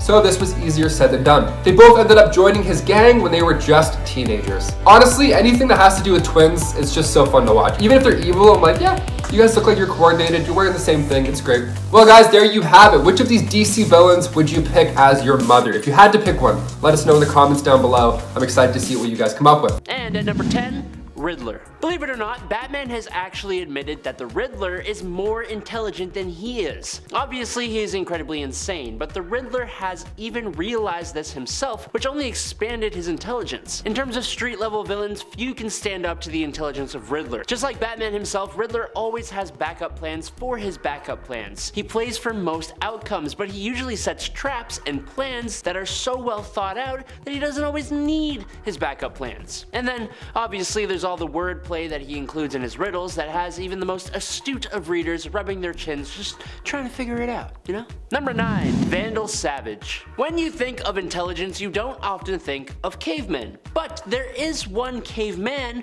who can proudly make this list. Vandal Savage was alive 50,000 years ago as chief of a tribe of other cavemen, but when he came into contact with a strange meteorite, it exploded and bathed him in this strange alien radiation that gave him immunity to aging, disease, and fatigue, meaning he's effectively immortal. The meteorite also increased his intelligence to superhuman levels, which combined with 50,000 years of learning, experiencing, and living alongside every single technological innovation in the history of man, Vandal Savage possesses skills in almost all areas, even basically becoming immune to pain. But he specifically focuses on the tactical skills that would help him become a world conqueror. He never became. Number 8, Eobard Thawne. Eobard Thawne was a brilliant scientist born in the 25th century and genetically altered to already be smarter than most with an IQ of 167, which automatically gives him a technological understanding that exceeds almost everyone from the modern era. But he was able to create his own negative speed force that has the ability to shut off other speedsters' connection to the regular speed force. His negative speed force also gave him the ability to digest information at an incredibly fast rate, and that, coupled with his already high intelligence, makes him extremely capable with his mind, even being able to figure out insane ways of manipulating time to his advantage. Now, he isn't the greatest fighter, but with his speed and his mind, he doesn't need to be. Number 7, Dr. Sivana. Sivana is a scientific genius, mastering almost all of the scientific disciplines that exist on Earth, making him one of the leading minds on Earth. He is one of the cookie cutters that people think of when talking about mad scientists. He is also the arch enemy of Shazam and the Captain Marvel family, and because of this, and his genius, he has elevated himself beyond just being a scientific genius, studying the occult, and being able to teach himself how to harness magic, specifically after he joined forces with Mr. Mind and when he reawakened Black Adam, which is when his right eye became capable of seeing magical energies. Number 6, Professor Ivo. Professor Ivo is a genius, specifically specializing in cybernetics. He has built Amazo, Amazoid, Composite Superman, and Kid Amazo, and he was also the partner of T.O. Morrow in building Red Volcano. He also built the body of Tomorrow Woman, but he was also able to figure out how to give himself immortality even if the formula that granted him this ability was flawed and left him pretty rough looking. Halfway through into number 5, Condiment King, the best character in all of Batman the Animated Series. The Condiment King, created by Bruce Timm and Paul Dini for Batman the Animated Series, is a villain who uses various condiments as his weapons, sometimes capable of causing anaphylactic shock. Yeah, that's right. He's generally used as comic relief within the series. He would make many condiment-based puns. For example, the big bad bat guy, I knew you'd catch up to me sooner or later, how I relished this meeting. You, the dynamic Dark Knight, versus me, the conceptual Condiment King. Come on, Batman, let me see if you can cut the mustard. And we all know that I love bad jokes. The Condiment King is seemingly killed after being betrayed and bludgeoned by the Human Flame with his own ketchup and mustard guns at that in the miniseries finale Crisis Aftermath Run, which already shows how he can actually be deadly. But that's not taking into account any potential allergic reactions that he can trigger, like I said, anaphylactic shock, or blindness, okay? I mean, ketchup and mustard are very acidic and can cause some serious damage if left unchecked. Plus, like, what would you do if you had fries and he gives you mustard, okay? The only appropriate punishment for that is death. And at 4, Mr. Freeze. I put this on the list because I really wanted to make Freeze jokes, but yeah, it seemed a little cold. Mr. Freeze made his debut as Mr. Zero in Batman number 121 from 1959, and he was a gimmick character, but was later renamed and popularized as Mr. Freeze during the 1960s television series. However, it was Batman the Animated Series that truly revitalized the character and gave him a compelling origin. In the episode Heart of Ice, writer Paul Dini introduced Mr. Freeze's terminally ill wife Nora, cryogenically frozen to preserve her life. The tragic backstory explained his fixation on ice and turned his crime into crime to fund research for her cure. The complex and sympathetic portrayal resonated with fans, becoming the standard for the character in various media, including the comics. The episode's success was groundbreaking for a Saturday morning cartoon, shaping the tone of the entire series. The origin story became canon in the comics and remained the official backstory for Mr. Freeze in most Batman adaptations, and in the 1997 film Batman and Robin, Arnold Schwarzenegger portrayed him, incorporating elements of his origin with Dr. Victor Freeze, a brilliant cryonologist struggling to save his beloved wife. But yeah, we gotta love the puns. What killed the dinosaurs? A meteor! Instead of the Ice Age. If you get it, you get it. No one here's laughing, so I know that was a great joke. And at 3, Batman. While yes, Batman is a hero, and has been a hero in most iterations I should say, there are versions where the Bats is a bad guy and those are absolutely terrifying, okay? Satan Batman from Batman in Bethlehem, Vampire Batman from Red Rain, Batman the Merciless from Earth -12, Red Death, and the most iconic, the Batman Who Laughs. When he was a boy, Bruce Wayne watched his parents get killed in an alleyway, and then everything went sideways for this version of Batman when the Joker started a killing spree across Gotham. The clown had discovered that he was dying from the same chemicals that had turned him into what he was and wanted to take everyone with him. He killed all of Batman's enemies, including Penguin, Catwoman, Killer Croc, and the Ventriloquist. He also killed Commissioner Gordon, who accidentally sprung an acid trap in his notebook that melted his face off. And then after bombing a hospital and recreating the scene of Bruce's parents' death in front of him multiple times, Batman lost control and snapped his neck. Unbeknownst to Batman though, the Joker exhaled a toxin that was contained within his heart, which infected anyone close to him if he had died, which in this case was Batman, causing him to snap and basically become the new Joker. We all know the story of the Batman Who Laughs, but yeah, that's enough to put him on this damn list. Okay, it's Batman but bad. That's terrifying. But ultimately, in number 2, Joker. The Joker has undergone many revisions since his 1940 debut. The most common interpretation of the character is that of a man who, while disguised as the criminal Red Hood, is pursued by Batman and falls into a vat of chemicals that bleaches his skin, colors his hair green, and then his lips red and drives him insane. I don't know how one vat of chemicals can bleach your skin, turn your hair green, and then your lips red, especially because your lips are your skin, but oh well. I guess that's just because he's crazy? The reasons why the Joker was disguised as the Red Hood and his identity before his transformation have changed over time. However, the lack of solid, consistent origins is the only part of what makes the character so mysterious. During the Darkseid War storyline, Batman uses Metron's Mobius chair to find out the Joker's real name, and the chair answers with quite the revelation. In the DC Universe Rebirth one-shot, Batman informs Hal Jordan that the chair told him that they were 3 individual Jokers and not just one. The revelation is the basis for Batman the miniseries 3 Jokers, where it's revealed that there were 3 Jokers that were working in tandem, including the Criminal, which was a methodical mastermind based on the Golden Age Joker, the Clown, which was a goofy prankster based on the Silver Age Joker, and the Comedian, a psychopathic killer based on the modern one. So yeah, when there's 3 of you, you're kind of gonna be at the top of the list, okay? And that's also partially why people love him so much.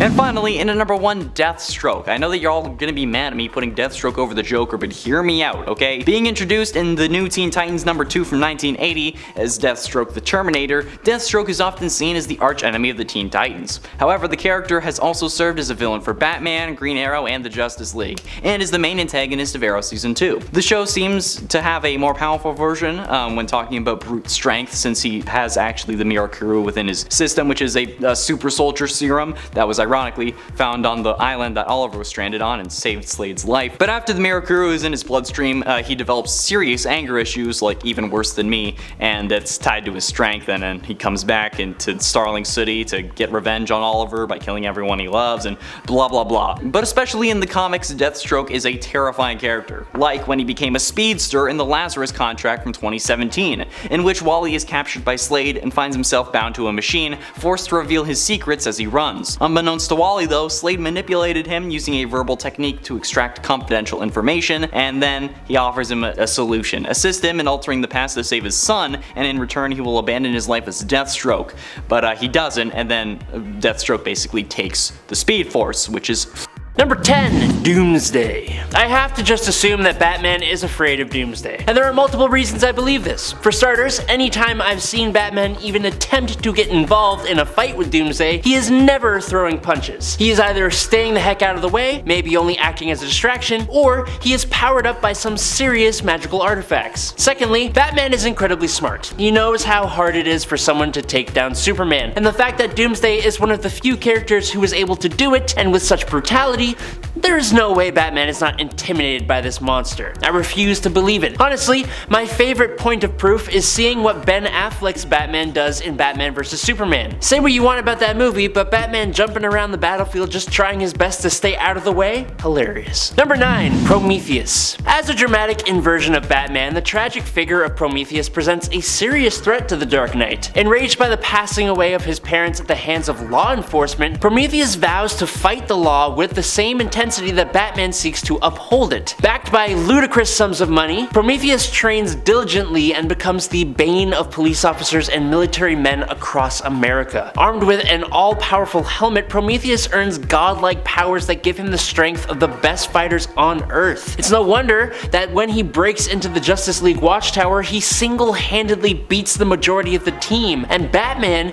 takes the majority of that shellacking. Prometheus runs the Dark Knight into the ground. It was the first showdown between the two orphans, and Prometheus takes the victory without any effort at all. Hey, are you liking this video? Well, then hit that thumbs up button, rookie. We need your support. Number 8, Zsasz. Victor Zsasz has a character trait that a few others on this list possess. He's just completely and utterly insane. Zsasz scares Batman for one main reason. Whenever he is not locked up, it's almost guaranteed that lives will come to an end, which just ups the ante because every escape of this killer becomes a race against the clock for Batman. He needs to bring him down fast. last before he adds another scar to his body. Every single one of those scars signifies a failure for Batman. Zsasz is a man with absolutely no form of pity or morals, and he will never stop unless he passes away, but we know Batman will never do that. In an alternate story, Injustice, Zsasz is even responsible for the passing of Alfred Pennyworth, which was not supposed to happen, but because Zsasz is Zsasz, it did. Number 7. Savior. Savior is the future version of Tim Drake from the Titans Tomorrow alternate reality. Here, Tim Drake ended up taking on the mantle of Batman, but would eventually become known as the Vigilante Savior. You might be thinking, but Tim Drake is a good guy. He's not evil. What are you talking about? And normally, you'd be right. But in this reality, Tim doesn't end up quite as heroic as the main counterpart had hoped he'd grow up to be. This version of Tim comes to us from a much darker timeline, one where everything got so bad that he and his fellow Titans, known as actually one of the two different opposing Titans teams in the future, ended up adopting a zero-tolerance policy for criminals. Eventually, this future version of Tim Drake even ends up wielding the gun used to kill Martha and Thomas Wayne in his fight for vengeance.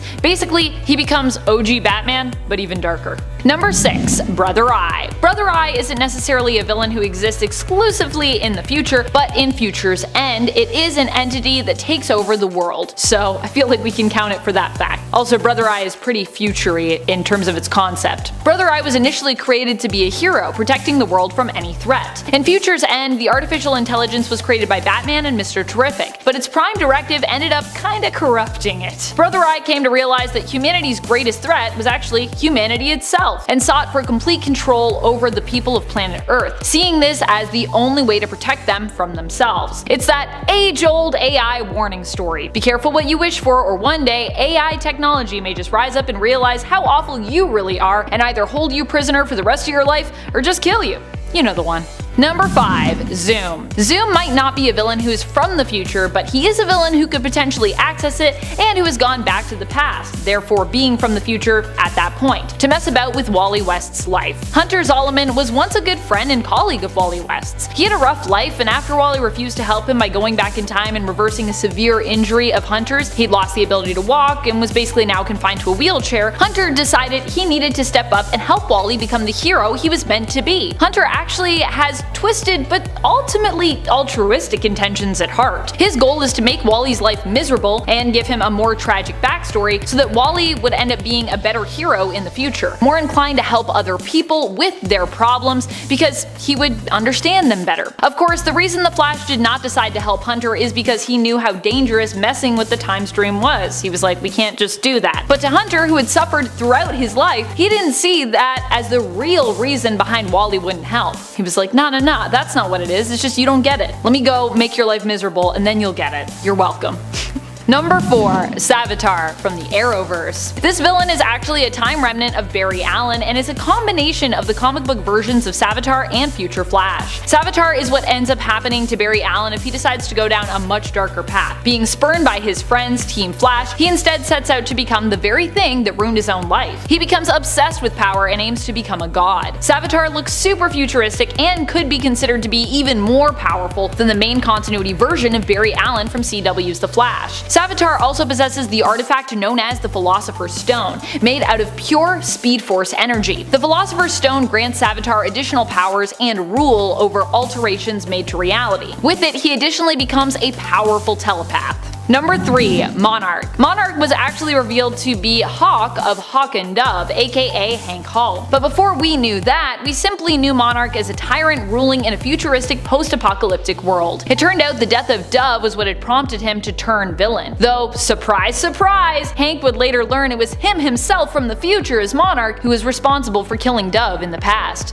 Legasp. Hawk would eventually go on to take up another villainous mantle, becoming known as Extant. As Extant, or Extant, Hank would team up with former Green Lantern Hal Jordan, now known as Parallax, during the events of Zero Hour. So yeah, pretty mega bad. Hal and Hank together planned to manipulate time in order to alter reality, making it as they wanted it to be.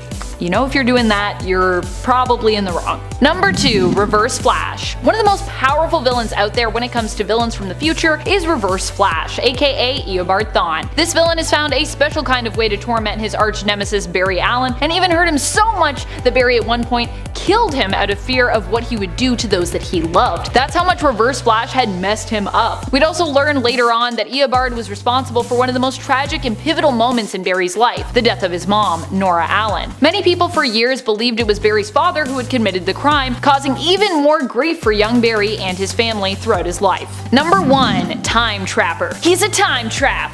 Or she, depending on which story you're reading in regards to this character's true identity. Multiple true identities over here. Time Trapper has been implied to be a few different people when it comes to their true identity. One of the more notable folks who has been the implied true identity of the villain is Superboy Prime. If that was true, or I guess when that was true perhaps I should say, then that would make Time Trapper pretty crazy powerful, both strength-wise and of course power-wise as well. The Time Trapper throughout the years has been shown to have crazy control over time. They can block time travel, manipulate someone else's time stream, aging them prematurely for example, and can even take entire planets out of time, slicing pieces of that time off to capture them for their own use. It's been theorized by Brainiac 5 that what Time Trapper really may be is a sentient alternate timeline, forever in a constant battle or struggle with the main one. Number 10. Circe. Circe was a woman in ancient Greece whose beauty was apparently unparalleled. She married a wealthy prince, but he was a brutish, cruel drunk who she viewed as an animal, so she killed him before eventually coming into contact with the goddess of witchcraft, Hecate, who granted her 1/5 of her soul, which made her a master of magic capable of imposing her will and power on others. After Circe sold her soul, she became obsessed with regaining it from the dimension of hell where it had been sent. She is willing to do anything and sacrifice anyone to try and regain what she has lost. She is known for turning men into animals that serve as her minions, and has magic powers which allow her to open portals and teleport or give life to inanimate objects. She has geokinesis, the ability to possess people, as well as the ability to freeze time to pull herself and others out of a moment. She is a constant thorn in Wonder Woman's side and a constant source of chaos in the DC universe. Number 9. Black Adam. Teth Adam was a member of the Kandaki tribe in ancient Egypt, whose people were forced into servitude by a cruel pharaoh of the time. Most of his family was killed, but Teth Adam was able to escape with his nephew Amun when the wizard Shazam brought them to the Rock of Eternity to make Amun his chosen champion. Amun learned that he could share his powers with Adam, and the two returned to free their people. Amun wanted to find a peaceful solution, but Adam felt that peace was not an option and wanted revenge, so he killed his nephew in order to gain his power for his own. In the present day of the DC universe, he is the ruler of Kandak, and sometimes a member of super teams like the Justice Society. He flip-flops between being an anti-hero and a straight-up villain, but the fact that he once started World War III and murdered millions of innocent civilians makes me more than comfortable putting him on a villain's list. His enchantment from the wizard Shazam has granted him the strength of Shu, the speed of Horus, the strength of Amun, the wisdom of Zahudi, the power of Aten, and the courage of Mehen. This gives him super strength, speed, flight, and lightning casting abilities, which makes him capable of taking out most of the heroes of the DC universe with ease. The only people who seem to be able to consistently stop him are Shazam, who has pretty much the same powers, and of course, Superman. Number 8.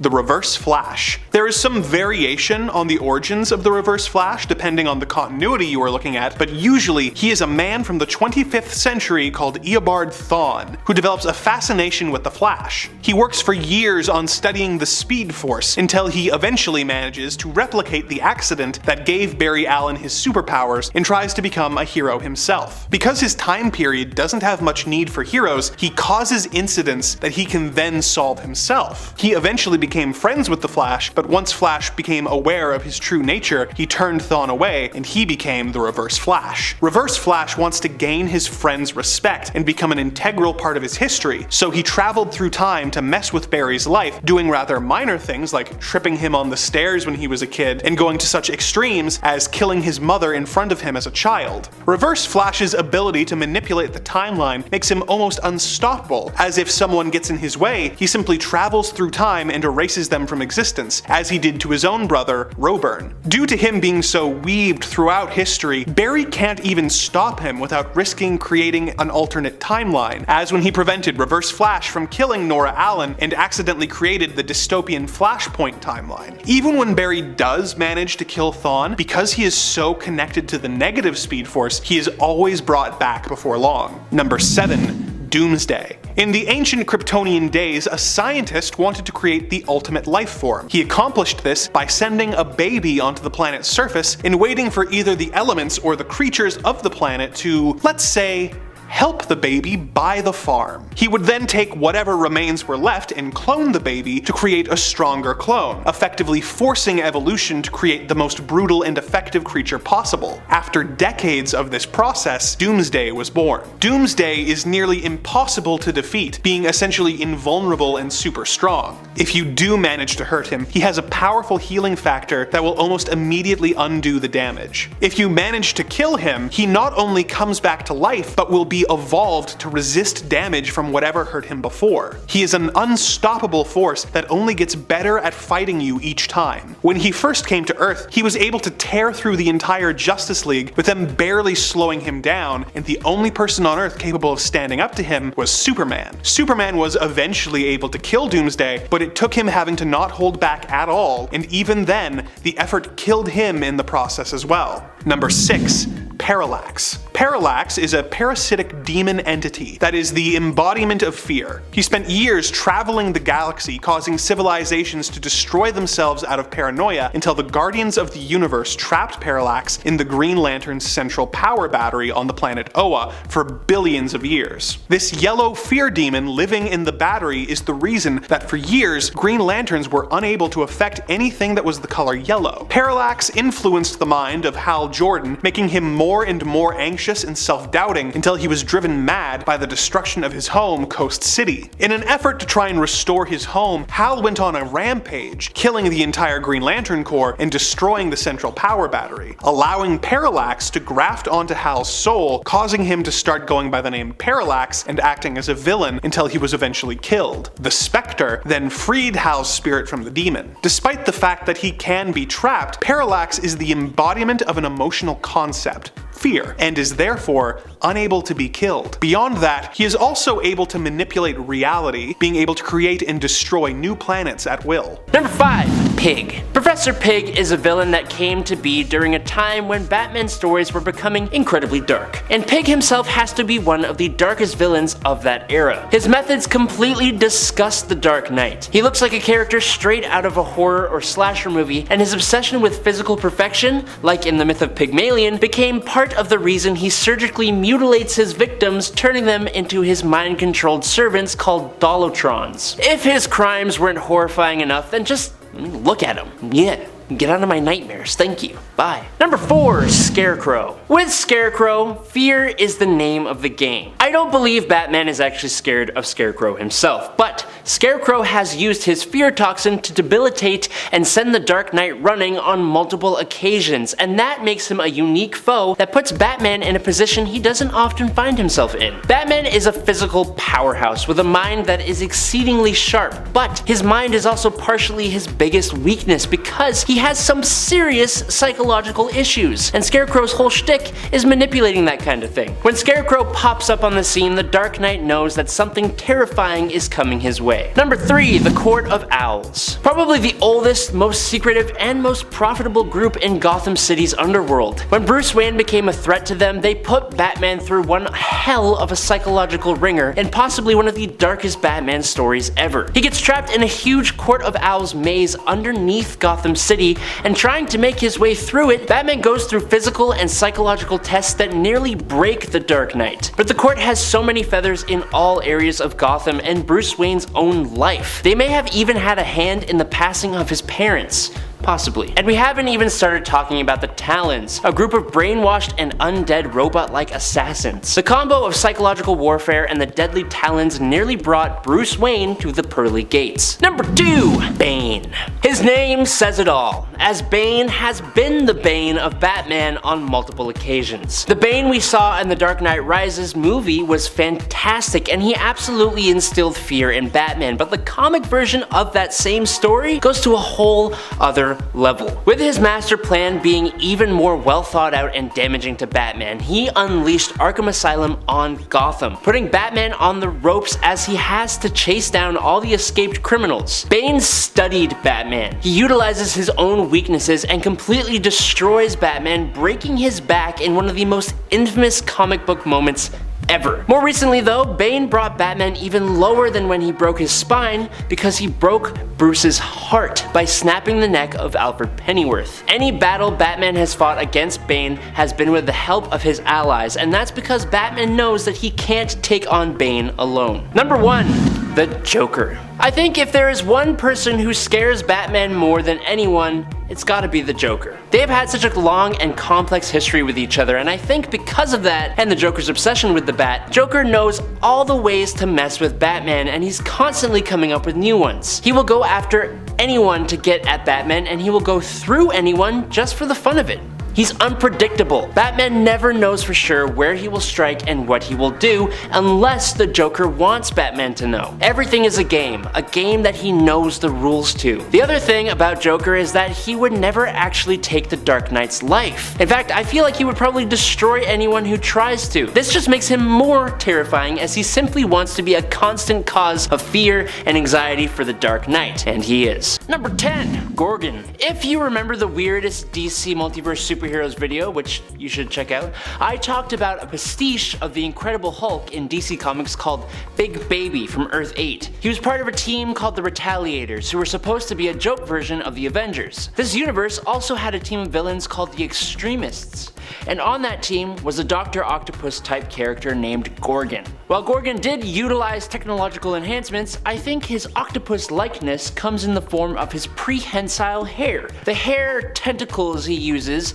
and his role as a scientist mixed with his weight and oddly familiar glasses all come together to really evoke a Dr. Octopus likeness, which is just weird enough to make me double take. He is also familiar enough that I can't really put him any higher on this list, so there's that. Number 9. Dex-Star. Or Dex-Star, or Dexter, or Dex-Star, Dex-Starer. Cats can be ruthless, cold, and scary at times, I'll admit that. But while the Red Lantern of Sector 2814, Dex-Star, is an irrationally rage-filled kitty, it's all because he loved his owner. Dex-Star's origin shows the cat Dexter with his owner when she is attacked by robbers who broke into her home. While Dexter tried his best to scratch the attacker, he ended up ending the life of Dexter's owner. When the police showed up on the scene, Dexter was kicked out into the streets so as to not contaminate the scene. Now, 2 rascals from the streets found Dexter when he was trying to sleep, put him in a sack, and threw him into a river. Now that is one hell of a sequence of events, and all this happening filled the poor little kitty with enough rage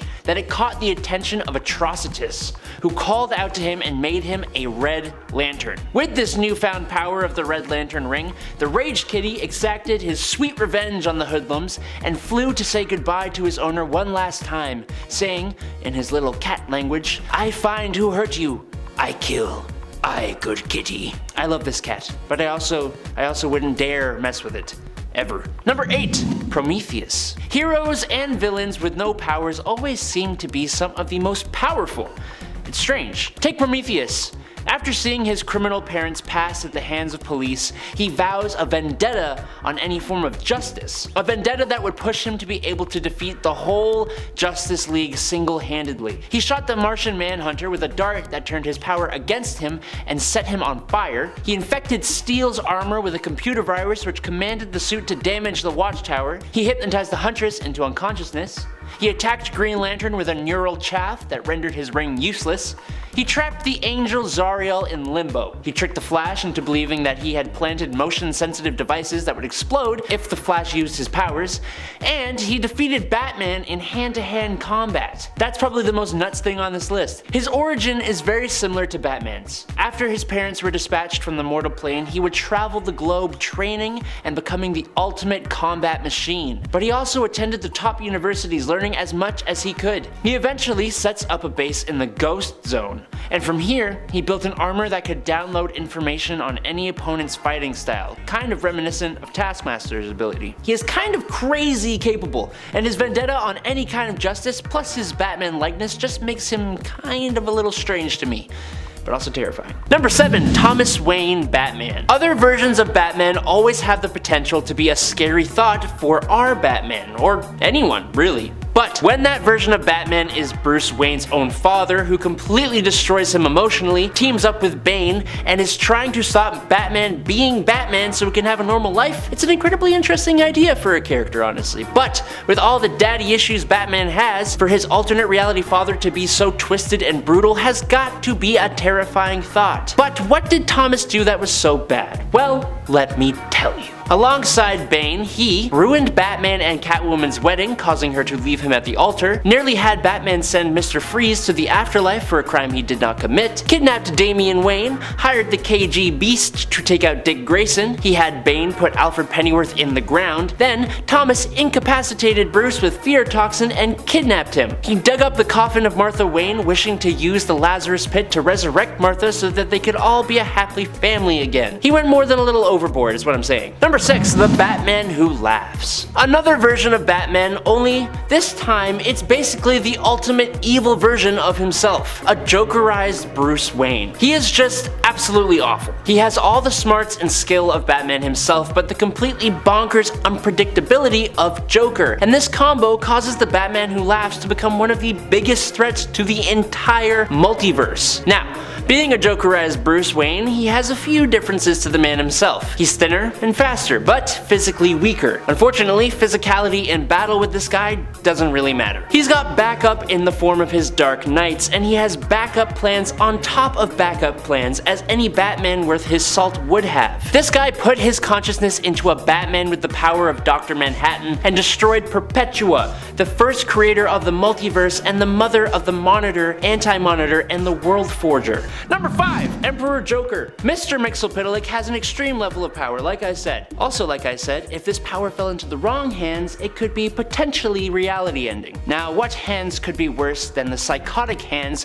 of Batman's arch nemesis, the Joker? Well, that's exactly who gets the power in the Emperor Joker storyline. Mr. Mix gets bored and wants to give Joker 1% of his power, just to see the tricks Joker is able to pull off. But instead, the Joker tricks Mr. Mxyzptlk into giving him 99.9% of his power instead. Joker uses this power to rewrite all of reality to become his sick, twisted dream world. He eats the whole population of China out of a Chinese food container box. He keeps everyone stuck in a time loop, including Batman, who he introduces to the afterlife over and over every day forever. Oh, and he also turned Flash into a slow-moving Beast Man. Superman, the Spectre, and Mr. Mxyzptlk, being the only ones who can remember the former world, tried to do something about this all-powerful Joker. But that's just the problem.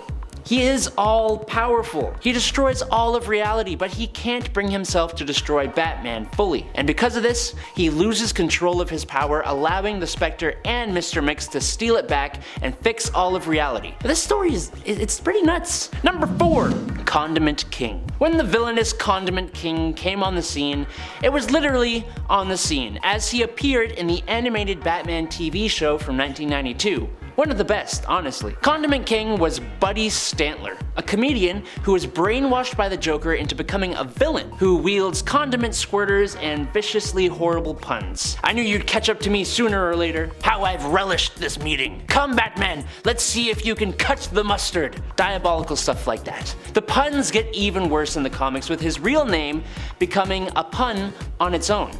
Mitchell Mayo. He isn't taken seriously by anyone. His weapons don't actually project his condiments at a speed fast enough to do anyone harm, but they sure are inconvenient, leaving nasty stains in your superhero costume. On the other hand, he does potentially have the ability to be able to cause anaphylactic shock if he is battling someone with an allergy, right? Number 3, Monsieur Mallah and the Brain. Monsieur Mallah is described in his wiki as a militant, super intelligent French gorilla. The Brain, on the other hand, is described as a genius French scientist and master criminal who exists as a disembodied brain. So, those two descriptions are interesting enough on their own, but when I tell you the French militant gorilla and the disembodied brain are an item together, I think that just elevates the whole thing to a different level. Together, they are the primary leaders of the Brotherhood of Evil, who were villains to both the Doom Patrol and the Teen Titans. They both appeared in Doom Patrol 86 in 1964. Now, Brain was once a scientist who experimented on the gorilla who would become Mallah, which would increase Mallah's intelligence. An accident injured Ernst, and Mallah had to remove Ernst's brain and place it in a technological holding thingamajig to keep him alive and be able to communicate. The two are almost always together, with Mallah carrying around the brain. Hey, look, I don't judge. You find love where you find love, but as a concept for supervillains who lead a team of supervillains, you gotta admit it's pretty odd to say the least. Number 2, Animal, Vegetable, Mineral Man. Let me repeat that for all those in the back who may not have heard. Animal, Vegetable, Mineral, Man. I don't really have a problem with 2/3 of that. I just get really hung up on the vegetable part. Is that weird? Sven Larsson is the man who claims that title. And while it is a completely ridiculous one, it is actually pretty fitting. Sven fell victim to an experiment of his own making, which allows him to transform into any animal, vegetable, or mineral, either partially or fully, although he very obviously likes to do a bit of all three at the same time, which is an odd choice, but hey, I just work here. Animal, Vegetable, Mineral Man first appeared in Doom Patrol 89 in August 1964, and he is an enemy to the team, which makes sense given their weirdness. But Animal, Vegetable, Mineral Man here has a vendetta against the Doom Patrol's leader, the Chief, who he believed once stole an invention of his. An invention that, funnily enough, is the only way of stopping Animal, Vegetable, Mineral Man. But he didn't even do that, so I don't know. Look, it gets weirder and weirder, but I gotta move on. Before I do though, Animal, Vegetable, Mineral Man. Okay, sorry, I just wanted to get out of my system one more time. Number 1, Mr. Mind. I think anyone who hasn't heard of this villain before would be forgiven. When you think of the most fearsome villains, specifically the villains of Captain Marvel, otherwise known as Shazam, you may not first think about the 7-inch long sentient worm from Venus known as Mr. Mind. This diabolically evil mind-controlling worm, after the events of Infinite Crisis, would cocoon himself and then emerge as a massive monstrosity capable of manipulating reality, consuming universes, and traveling through time and space. He was described as eating years and events from this universe's history, altering the Earth with every flap of his wings. It took a combined effort from Booster Gold, Supernova, and Skeets to defeat Mr. Mind by trapping him inside Skeets' shell, which was fortified by the Suspendium. Then, Booster Gold threw Skeets through time with the help of Supernova to the day he was first discovered on Earth by Dr. Sivana, and then he is trapped in a time loop forever. So they didn't even actually end up ending him. They just trapped him. This all-powerful mind-controlling 7-inch long worm. Number 10, Clock King. Number 2, Clock King the Second? There have been a few Clock Kings over the years, and even in fact 2 Clock Kings the Seconds. There's been 2 of those, if you can believe that. The one we're talking about here, however, is the Clock King who is associated with the Terror Titans. This DC villain wasn't necessarily from the future, but did have precognitive abilities that linked him to the future. He could see close to 5 seconds in the future if you're rounding up. He would use his precognitive abilities to predict his enemies' moves and reactions, making him a fairly formidable villain, at least in comparison to some of the other Clock Kings who are really just guys obsessed with clocks and time. Number 9, New 52 Clock King. Yep, we never get to talk about Clock King, which means you know I'm gonna try and shine a spotlight on him here. Clock King's pretty cool. Despite him being kind of a weird villain originally, Clock King has actually had multiple versions, and that's just in the comics. He's also had live action and even animated versions of himself, despite being kind of an odd duck. at least to begin with. Sometimes referred to as Clock King III in terms of his overall appearances, but actually the first Clock King to have appeared in the New 52 continuity, this version is probably the most powerful version of the character. Well, it's kind of a toss-up between this version and the previous one that I just talked about, so you could decide for yourself who you think is more powerful, but I think this one's just a little bit more powerful. Initially, it appears as though he can actually manipulate time, sending people back through their own time stream, but later we learned that he actually employs hallucinogenic gas simply to make it seem like he's doing that. However, I'm not really super convinced on that. I'm sure hallucinations are involved in some way, but how do you make someone specifically hallucinate moments of their past? I guess perhaps through suggestion? Just seems a little suspicious. This version of Clock King appeared in the first issue of the 2016 Deathstroke series and also reappeared in the Deathstroke Rebirth comic. Basically, if you're a villain and you faced off with Deathstroke, I feel like you're pretty cool, and I feel like you deserve a place on a powerful list. And friends, before we move on to this next spot, if you are loving this list and you want more lists like it where we talk about cool time-traveling future villains, be sure to let us know by giving this video a thumbs up. Number 8. Magistrate. Initially, the Magistrate was thought of as a figurehead for some dark and sinister organization prior to Future State comics being released, and based on the synopses that we got for that event / comic line. However, once we finally got into the future state of Gotham and got the comics, we learned that Magistrate was actually more a paramilitary force which had taken hold over Gotham. And now in the current run of Batman, it's made to seem like the Magistrate was actually a program launched by Simon Saint to help Gotham fight against crime and masked vigilantes, good or bad alike. Either way, the Magistrate is definitely a frightening antagonist, especially in the sense that it's not one that you can directly hit, as it's not a physical character, but more of an idea or concept that needs to be dismantled. Coming in at number 7, we have the Reverse Flash. A walking time paradox, the Reverse Flash hails from a 25th century where the Flash is remembered as one of the greatest heroes of all time. Becoming obsessed with Barry Allen, the Reverse Flash was eventually able to gain control of the negative Speed Force and made it his life's goal to replace and destroy Barry after realizing he was destined to be defeated by him. Capable of traveling through time, Reverse Flash would wind up being responsible for nearly every bad thing that ever happened in Barry's life, raising a whole lot of questions about cause and effect and all sorts of timey-wimey weirdness, but mainly going to show that he's a dangerous and unpredictable villain.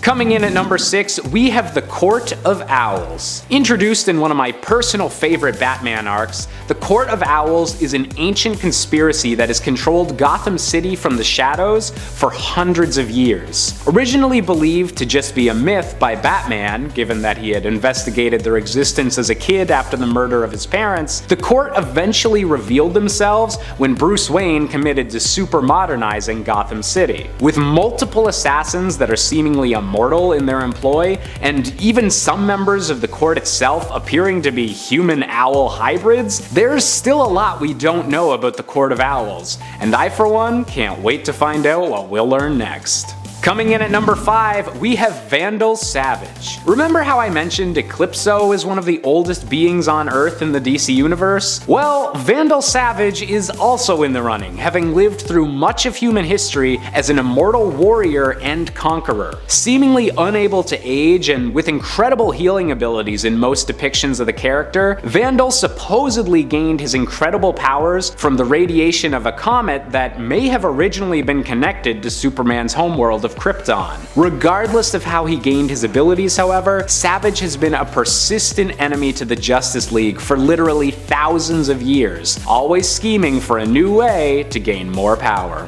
Coming in at number 4, we have the Emperor of Shadow, aka another evil Bruce Wayne from the Dark Multiverse. In a very recent one-off issue entitled Batman/Superman Authority Special, Batman discovers a reality from the Dark Multiverse where Ra's al Ghul's plan to dominate humanity has come to pass, and the League of Shadows has become an empire of shadows, controlling the entire world. To make matters worse, the leader of this empire is a Bruce Bruce Wayne who gave in to Ra's al Ghul's teachings and embraced his position as the world's new emperor. While Batman and Superman were eventually able to destroy the link between this world and the regular DC universe in order to prevent an invasion, this twisted version of Bruce Wayne is still out there, likely biding his time until the next opportunity arises for the dark multiverse to attack the regular multiverse once more.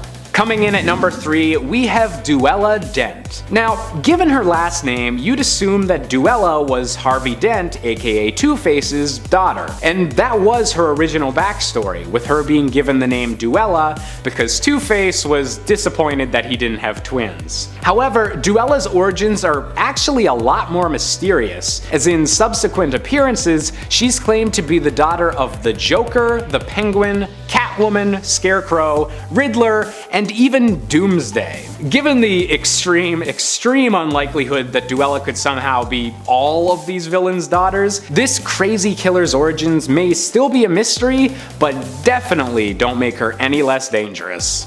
Coming in at number 2, we have to go with Batman's iconic nemesis, the Joker. When you're making a list about mysterious villains, the Clown Prince of Crime just has to be on there, because in a way, even more extreme than Duella, we still don't know what this guy's really all about. There have been attempts over the years to give the Joker some sort of backstory, like the Red Hood incident, or when the DC Universe briefly had 3 entirely separate Jokers, but these stories always seem to land on deciding that the Joker's true origin is ambiguous at best. But in all honesty, giving 100% certain backstory to the Joker would be betraying much of his character, and leaving a bit of ambiguity, well, that's probably for the best. And finally, coming in at number 1, we have Perpetua, the dark goddess of the multiverse. The DC multiverse has faced many threats over the course of its existence, with the highest stakes being reserved for events labeled as a crisis. But beyond the scope of even the Crisis on Infinite Earths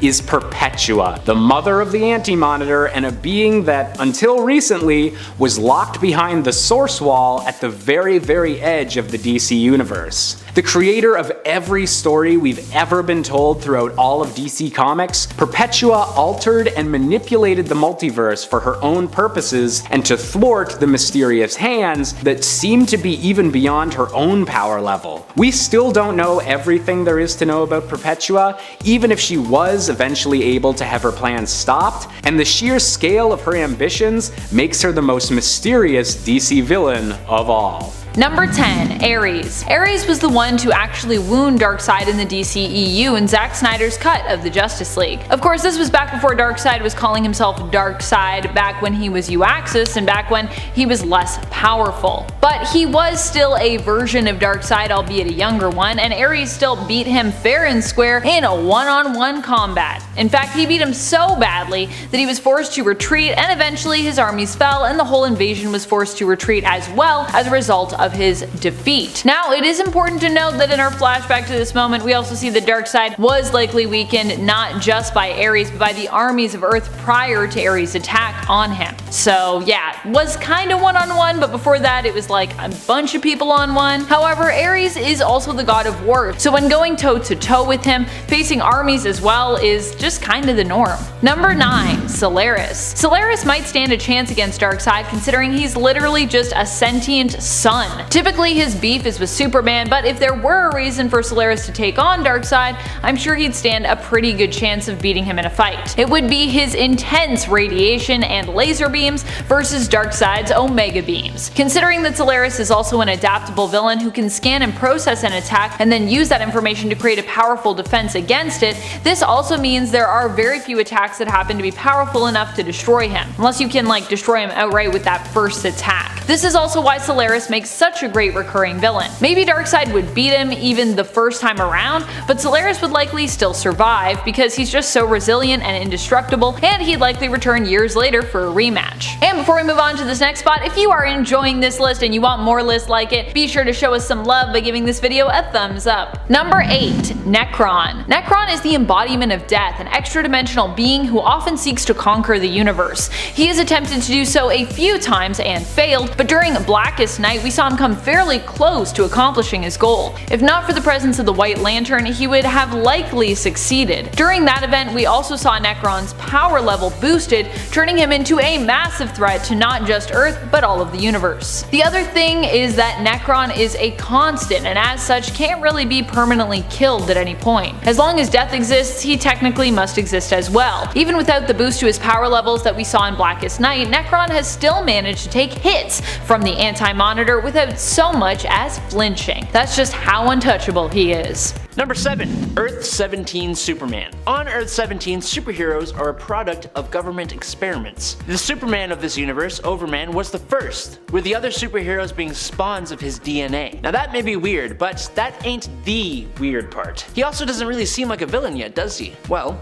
after contracting a disease, contracting a disease from another person, yes, like that kind of disease, he goes insane and destroys the Justice League and reduces his world to rubble. He then gets his filthy paws on a doomsday boom boom that he intends to use on Earth 17 and wipe it out. The Crisis on Infinite Earths destroyed this reality, just like DC tried to destroy such a naughty Superman story. Even having different iterations of Overmans who were different, like an Overman who became allied with the Axis powers in World War II. But the internet never forgets DC Comics, and people like me exist to remind everyone of the things you published into this world.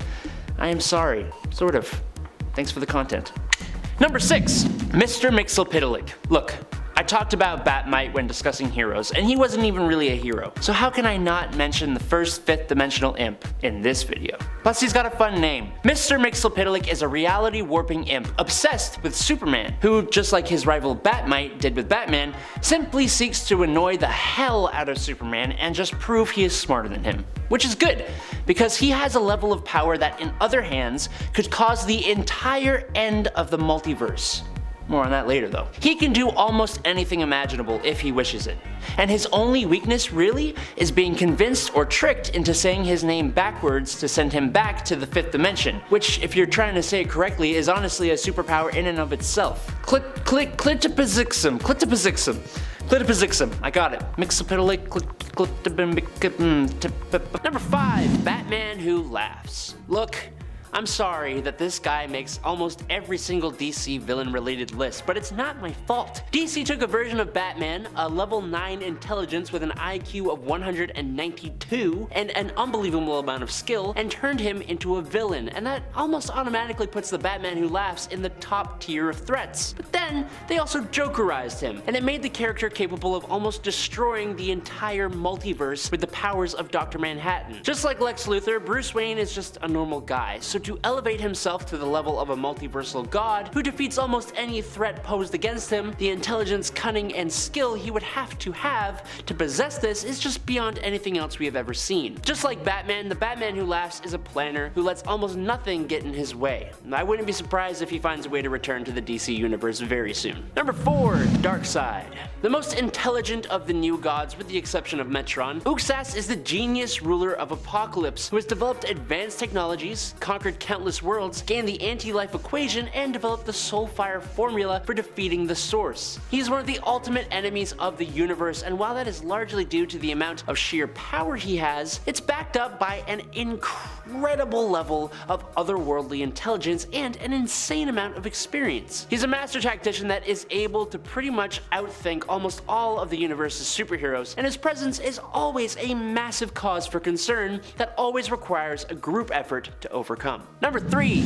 Ozymandias. The Watchmen comics, which are integrated with DC but always feel slightly separate, have this knack for being rather realistic in terms of comic books, which is why their version of the smartest man on Earth is actually quite terrifying. Ozymandias is wildly intelligent, but because of Watchmen's realism, he doesn't often make the same stupid, ego-fueled mistakes that other villains, like Lex Luthor, do. Also, more often than not, the heroes kind of find themselves a little conflicted when facing him. That's because he is genuinely trying to help everyone except for the millions or billions of people who would perish for his goals to become reality. Ozymandias is also possibly responsible for pulling strings throughout the multiverse in order to enact his own wills. I feel like since he's more involved with the Watchmen, he kinda gets overlooked, but he is almost always given the title of smartest man on Earth, and it's not for no reason. Number 2, Lex Luthor. Luthor achieved his place as Earth's greatest criminal in the mainstream DC universe thanks to his super intellect, eidetic memory, and gift for strategy. He's also one of the only villains who has repeatedly rallied together the other supervillains, which someone on the internet described as trying to herd a group of cats, and Lex was able to do it. There isn't a facet of science Luthor hasn't mastered to extend his goals or enhance his business empire, including space, time, and extra-dimensional travel, biochemistry, robotics, and synthetics. Luthor isn't just considered the most intelligent human, but one of the most brilliant beings in the multiverse. I find Lex and Oz to be fairly equal, but obviously Lex has many more examples that show off his vast intelligence, and that just puts him a cut above at number 2. But at number 1, it's Brainiac. There is no being in the universe that can stand up to the intellectual power of Brainiac, and with that name, it would just be silly if anyone could. Using his biological supercomputer of a brain, Brainiac rules over planets that he has conquered and manipulates events from the shadows. He even has other separate versions of himself that could each take up a point on this list. His brain is so powerful that he often doesn't have to engage in actual combat at all. His obsession with learning and studying everything has led him across the cosmos, destroying anything that gets in his way, leading him to possess the combined knowledge of many thousands of worlds that he has assimilated and contained. He is, on paper, the smartest DC villain out there. Unfortunately for him, in practice, he's outsmarted by some relatively simple things, like, for example, the fact that germs exist. But despite that, there's absolutely no doubt that this 12th level intellectual being lives up to the name of Brainiac as one of the smartest villains in DC Comics. Kicking off the list at number 10, Harley Sin. Constance Brand, aka Harley Sin, is the daughter of a billionaire, so you already know she's going to be trouble. Harley Sin first came around in 2016, making her first appearance back in Gang of Harleys issue 1. First of all, the look of Harley Sin, I'm here for it. She's got that Rocky Horror Picture Show vibe, she's a badass. The second issue, titled Hit 'Em Where It Hurts, we see the tattooed badass punk put in some work. She meets Harley Quinn, and during a fun little introduction panel, we see Sin say the words, "I'm the person that's going to be killing each and every one of your useless gang." So right off the hop, she's kind of a big deal. I don't know, she's in a bad mood. So this rich billionaire father I mentioned earlier, yeah, Harley Sin's father in fact is believed to be Donald Trump, or at least he was drawn and characterized to resemble him. That plus the tattoos, drug addictions, and lust for violence, you got yourselves quite the villain. And before we move on to number 9, make sure if you guys haven't done so already to go ahead and click that like button. It helps us out a bunch here at the studio, and it's this one, not this one. Unless you're a Spider-Man, then maybe it's that one. Go ahead and click that one. Number 9, Grail. Grail is the villainous daughter of Darkseid and basically acts as an opposing force to Wonder Woman. The two women were born at exactly the same time, and it was prophesied that Grail, the daughter of Darkseid, and Myrna would bring about much destruction. As such, she was almost killed as soon as she was born, but her mother protected her. She proved almost right away in the comics that she was a new villain worthy of our time when she made easy work of the Justice League. She and Diana ended up facing off shortly thereafter, but their fight was interrupted. However, they would continue to clash during the Darkseid War, and likely will keep doing so, as Grail was basically designed to be the perfect foil for Wonder Woman. Grail was first introduced in Justice League Volume 2, Issue 40. And number 8, Godspeed. August Hart, aka Godspeed, made his first debut not too long ago in The Flash Rebirth, Volume 2, Issue 1. With a name like Godspeed, one can only assume the powers in which they'll contain. Super speed, which is also my favorite superpower on the low. Created by Joshua Williamson and Carmine Di Giandomenico, sorry if I butchered that name, I tried 7 times. Godspeed stands out from the rest of the speedsters because of one badass reason. He can separate speedsters from the Speed Force. Now if you watch the CW's Arrowverse, you know what I'm talking about already. August Hart was also a detective, a former partner of Barry Allen, to be frank. And then along comes a force storm in Central City, and all of a sudden you have these godlike powers. Pretty ideal powers for a hero, and also a villain. That's right, as you would have guessed by clicking this video, he doubles as a villain on the low. So he became the Flash's partner while secretly becoming Godspeed the villain. Not cool, dude. Why'd the villain move though? Well, when August's brother was murdered by a criminal, he was released due to insubstantial evidence. So August decides to confront the Black Hole organization after they had stolen property from Star Labs. He sees their symbol that resembles one at his brother's crime scene. Interesting. So while confronting him, that's when the Speed Force lightning strikes. I feel like if I was a speedster, I would just be like Quicksilver, right? Hang out in the basement, play some stolen video games. Is it really that hard to just chill out? I know you're angry, but like, it's all good.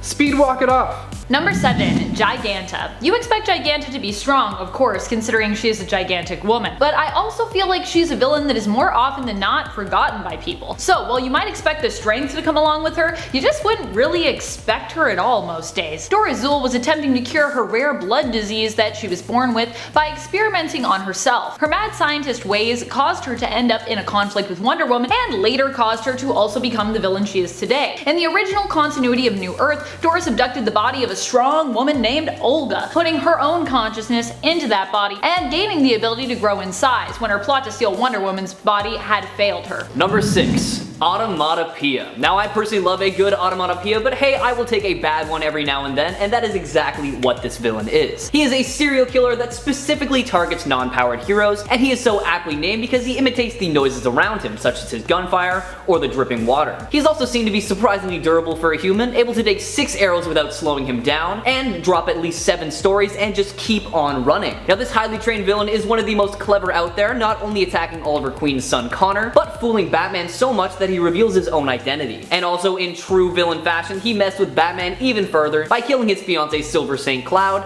slitting her throat while imitating the sound Batman's utility belt makes. Number 5, Punchline. Punchline is a newer villain on the scene and as such has definitely been underestimated. But honestly, it's this attitude that only serves to fuel Punchline's desire to prove that she is actually worthy of all of that hype. As far as we know, she is like Joker, a non-powered human being. Punchline typically fights with small stiletto blades, and despite only being in a few issues so far, she has managed to slit Harley Quinn's throat and create her own specific brew of Joker venom just for Batman, which has succeeded in making him go pretty crazy recently. Imagining Alfred is still alive and still on his communique system, despite the fact that, you know, he's very dead. Number 4, Amazo.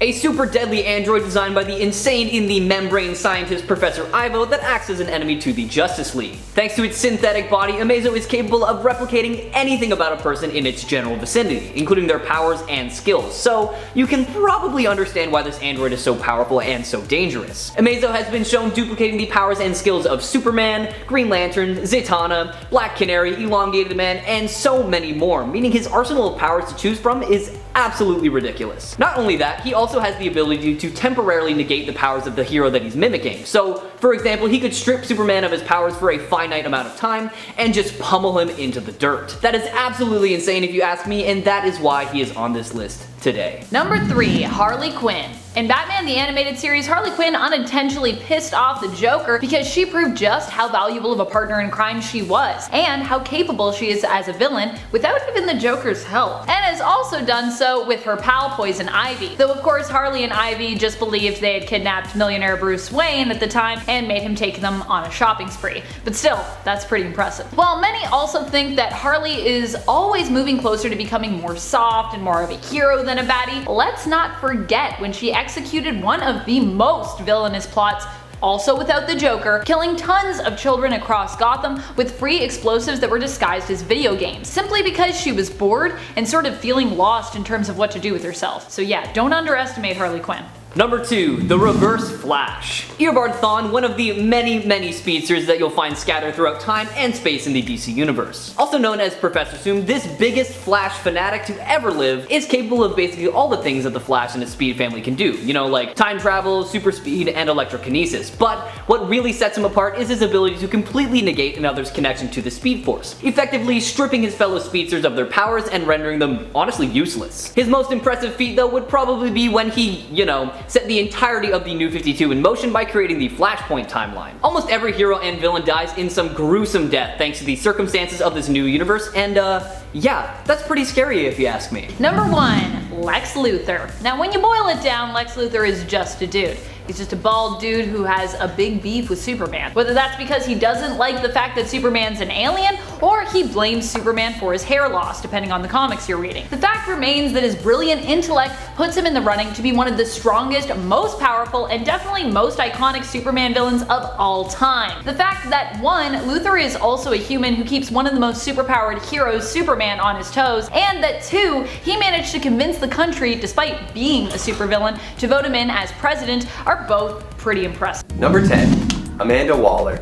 She doesn't even have superpowers, but she is a power all on her own.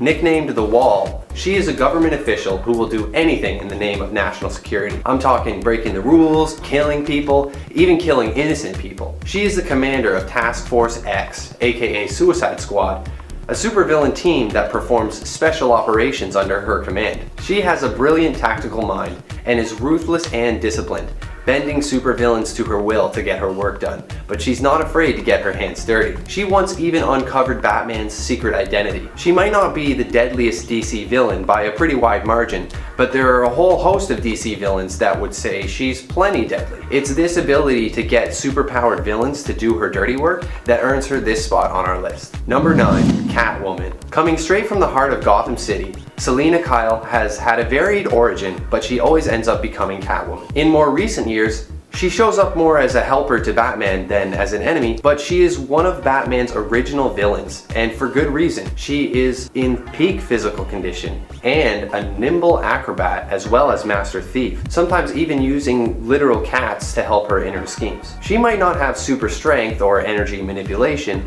but she is still a deadly foe, a skilled martial artist, stealth expert, and has considerable skill with weapons, including firearms and swords. Number 8, Cheetah. A much more intimidating cat, Cheetah has had a bit of a legacy, and there are a few different versions of the character. The most recent iteration of Cheetah is Barbara Minerva, who just recently appeared in DC's Wonder Woman 1984. A skilled archaeologist and linguist, she has a keen interest in the lost culture of the Amazons, and she actually helped Wonder Woman learn English when she first came to the United States. Dr. Minerva has made a pact with a god, transforming her into the cheetah with superhuman speed and all the deadly attributes of a feline. She battles with the inner turmoil of resisting her animalistic rage and predatory fury, and was once friends with Wonder Woman, at least in her human form.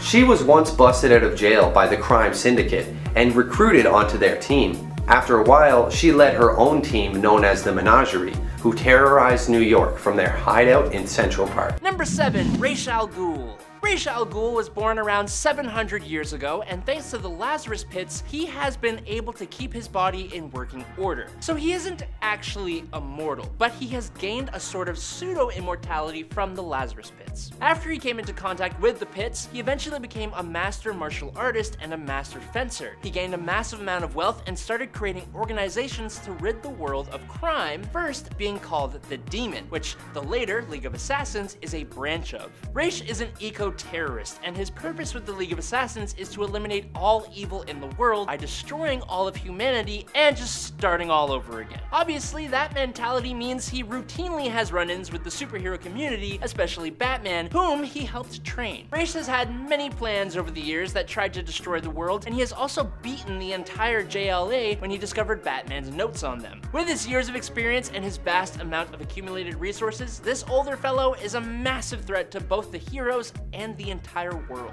Number 6, Doomsday. Doomsday is essentially just pure destruction. He was able to bring down the Justice League and take the life of Earth's premier hero, Superman, in his first ever appearance. Doomsday doesn't speak, he can't be reasoned with, and the only way to stop him is to beat him harder than he will beat you. That's because Doomsday was created on the planet Krypton as the ultimate life form, tested against that planet's harsh environment and eventually against the Kryptonians themselves. Doomsday's whole life cycle involves it losing its life and then coming back stronger than whatever took it out in the first place. Over decades, that involved literal thousands of deaths, and Doomsday essentially became a nearly undefeatable monster with no other thought process beyond destroying everything in front of him and moving on. All he does is punch things to pieces, and the only way to stop him is to try and punch him to pieces however you can and as quickly as you can before he does too much damage. And no matter what you do, he will come back even stronger. he's even fought his way out of hell itself. Number 5. Parallax. This cosmic entity is a cosmic entity, so it kinda defeats what I just said in the intro, but he's the living embodiment of fear and has created several problems for different heroes over the years, and still he's somehow kind of small and relegated to like this corner of DC. Originally imprisoned by the Guardians of the Universe in their central power battery,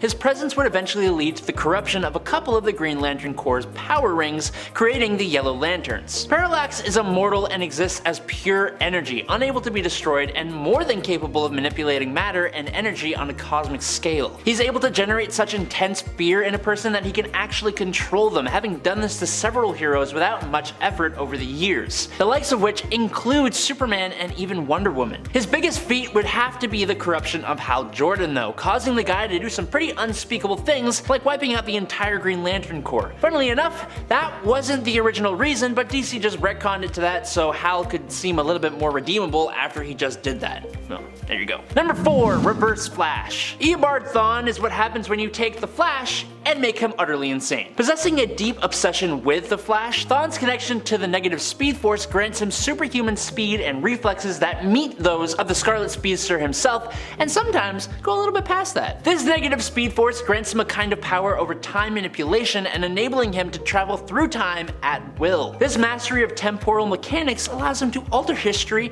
create alternate timelines, and manipulate events to his advantage. His ability to affect the past and future makes him a uniquely terrifying opponent, as he can unravel the very fabric of reality itself. Then, as a villain of Flash, Eobard's intimate knowledge of the Flash's life and history enables him to anticipate his every single move, making it extremely challenging for the Flash to outsmart him, and Eobard has revealed that he has manipulated Barry's life to be the way that it is, which is kind of just a huge old time loop that probably unravels if you try to think about it too much, but just don't do that, so there you go. This combination of incredible speed, time manipulation, and strategic intellect makes Reverse Flash an arch nemesis who constantly pushes the Flash to his limits, solidifying his reputation as truly powerful, incredibly unpredictable, and very hard to stop. Number 3. Starro. If you have seen the newest Suicide Squad movie, the one with Idris Elba and John Cena, then you know who Starro is. He's that massive, terrifying starfish alien conqueror that was releasing millions of tiny starfish that turn people into unwilling servants. Starro is actually one of the Justice League's earliest villains, and he poses a massive threat as he can use his reproduced drones to take control of an entire population, and he has subdued members of the Justice League multiple times, just like how it was done in that film. Originally, he could even turn actual starfish into deputies of his, making multiple Starros. Other than the mind control, drones, copies,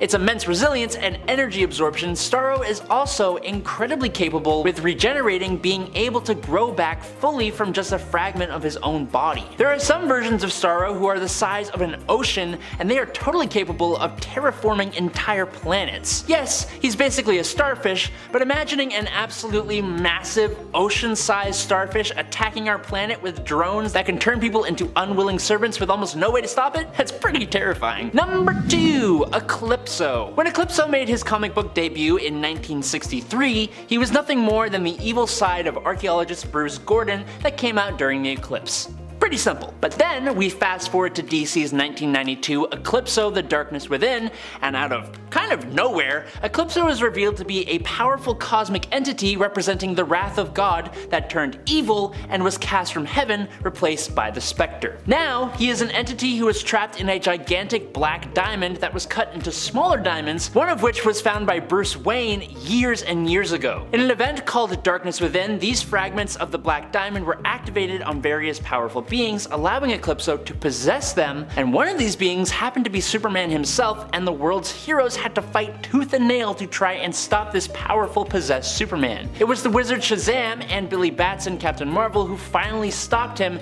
and with the help of the Spectre, Eclipso was forced back into the reformed diamond, but he's not gone. He's still around. He's just chilling in the diamond somewhere. Number 1. Solaris. Introduced in the storyline DC 1 Million, Solaris stands as a sentient, malevolent, artificial sun. from the 20th century, but he survived till and had a bigger part to play in the distant 853rd century. That's a lot of centuries. What sets Solaris apart from other villains is its status as a living star, a conscious being born from the fusion of advanced technology and the essence of a dying sun. Possessing vast cosmic power, Solaris is a relentless foe who manipulates radiation, gravity, and I mean, he's a sun! He's hella powerful, manipulating immense energy to reshape its surroundings and project formidable attacks. Its motivation lies in a deep-seated desire to spread its influence and attain ultimate dominance in the universe, but also in the fact that he was defeated by the second Superman and has vowed vengeance against all Supermen who pop up after that. Solaris possesses a unique threat that transcends traditional physical battles, becoming the concept of a living sun with malevolent intent adds an enthralling layer of cosmic mystery and existential danger, and I don't want to think about that. Number 10. Poison Ivy. Poison Ivy, also known as Pamela Isley, wields a formidable and unique level of power that sets her apart as one of Batman's most powerful villains. Gifted with a deep connection to plant life, Ivy's powers encompass both botanical manipulation and a heightened affinity for nature. She can communicate with plants, control their growth, and command them to bend to her will, utilizing them as powerful weapons or protective barriers, and she can do this on a global scale. Her toxic touch, stemming from her ability to secrete potent pheromones, makes her a dangerous foe in close combat, assuming combatants can even get that close. Her expertise in biochemistry allows her to concoct various deadly toxins and antidotes, making her a master of botanical chemistry, and she can pretty much heal herself at will. What truly makes Poison Ivy fearsome is her ability to bend the very ecosystems to her command, unleashing nature's wrath upon her enemies. Now this isn't as impressive as her other feats of power, but she is also quite good at seducing her enemies, bending them to her will, which she has even done to the Man of Steel. Usually this is done with toxins, but sometimes just through straight up charm. With her compelling blend of power, allure, and eco-conscious motivations, Poison Ivy has been an incredibly popular villain who few can really stand against. Number 9. Larfleeze. Larfleeze, or Agent Orange, is one unique character in the emotional spectrum, and that's because he's the sole wielder of the orange light of avarice. He is the only member of the Orange Lantern Corps. Larfleeze is driven by an insatiable greed that grants him dominion over all that he desires, driving him into conflict with whoever possesses what it is that he does desire, and over the power of the Orange Lanterns, which represent greed. His power is centered on his ability to conjure constructs using the stolen identities and forms of those he has absorbed into his horde, making him basically an army unto himself. This ability extends even to abstract concepts and beings, showcasing the extent of his control. The big thing about Larfleeze is that since he spent so much time with his Orange Lantern and ring, he has basically become the living Orange Lantern himself. This energy grants him huge levels of power. His constructs are virtually indestructible and can overwhelm even the most powerful opponents. However, Larfleeze's power comes at the cost of his individuality, as his insatiable greed makes him less of a person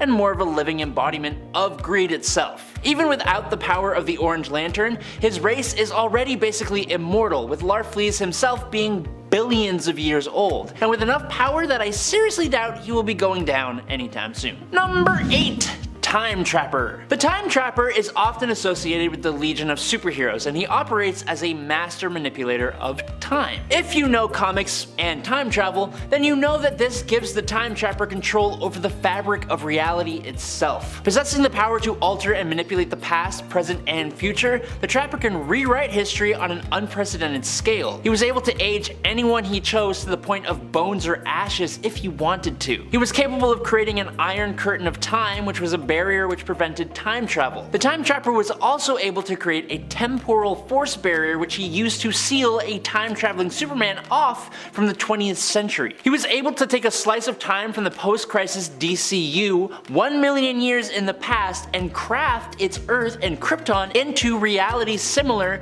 to the recently destroyed Earth 1 universe, forming a pocket universe. He made a pocket universe. That's nuts. These are godly feats of time manipulation and control. Often depicted as a shadowy, hooded figure, the character's level of power is so vast that even immensely powerful cosmic entities such as the Timeless Ones tread cautiously in his presence. On top of that though, he possesses power with size alteration, intangibility, flight, telepathy, telekinesis, alongside symbolizing the very essence of temporal manipulation and unpredictability in the DC universe. Number 7. General Zod. Hailing from the planet Krypton, General Zod possesses the same superhuman abilities as Superman due to their shared origin. These abilities include super strength, speed, invulnerability, heat vision, and flight, making him a physical match for the Man of Steel. What set Zod apart though is that he was originally the leader of the military defense for the Kryptonian Science Council. He betrayed the Science Council after learning that they were lying to him about the inevitable destruction of the planet Krypton, and was banished to the Phantom Zone by Superman's father, Jor-El, who he swore vengeance against for not siding with him. His formidable combat experience and tactical genius acquired during his time as a military leader on Krypton make him a fearsome adversary in battle. Zod's obsession with Kryptonian superiority and his unrelenting desire to establish dominance often drive him to harness his power to their fullest extent, doing things that would make Superman faint. Throughout his appearances in DC Comics, General Zod's determination, belief in his cause, and great power, coupled with the fact that he pretty much always comes back somehow, make him pretty hard to put down for good, unless you're Henry Cavill. Number 6. Vandal Savage. Vandal Savage was alive 50,000 years ago as a chief of a tribe of other cavemen, but when he came into contact with a strange meteorite, it exploded and bathed him in this strange alien radiation that gave him immunity to aging, disease, and fatigue, meaning he is effectively immortal. The meteorite also increased his intelligence to superhuman levels, which combined with 50,000 years of learning, experiencing, and living alongside every single technological innovation in the history of man, Vandal Savage possesses skills in almost all areas of the human experience, even basically becoming immune to pain. Specifically though,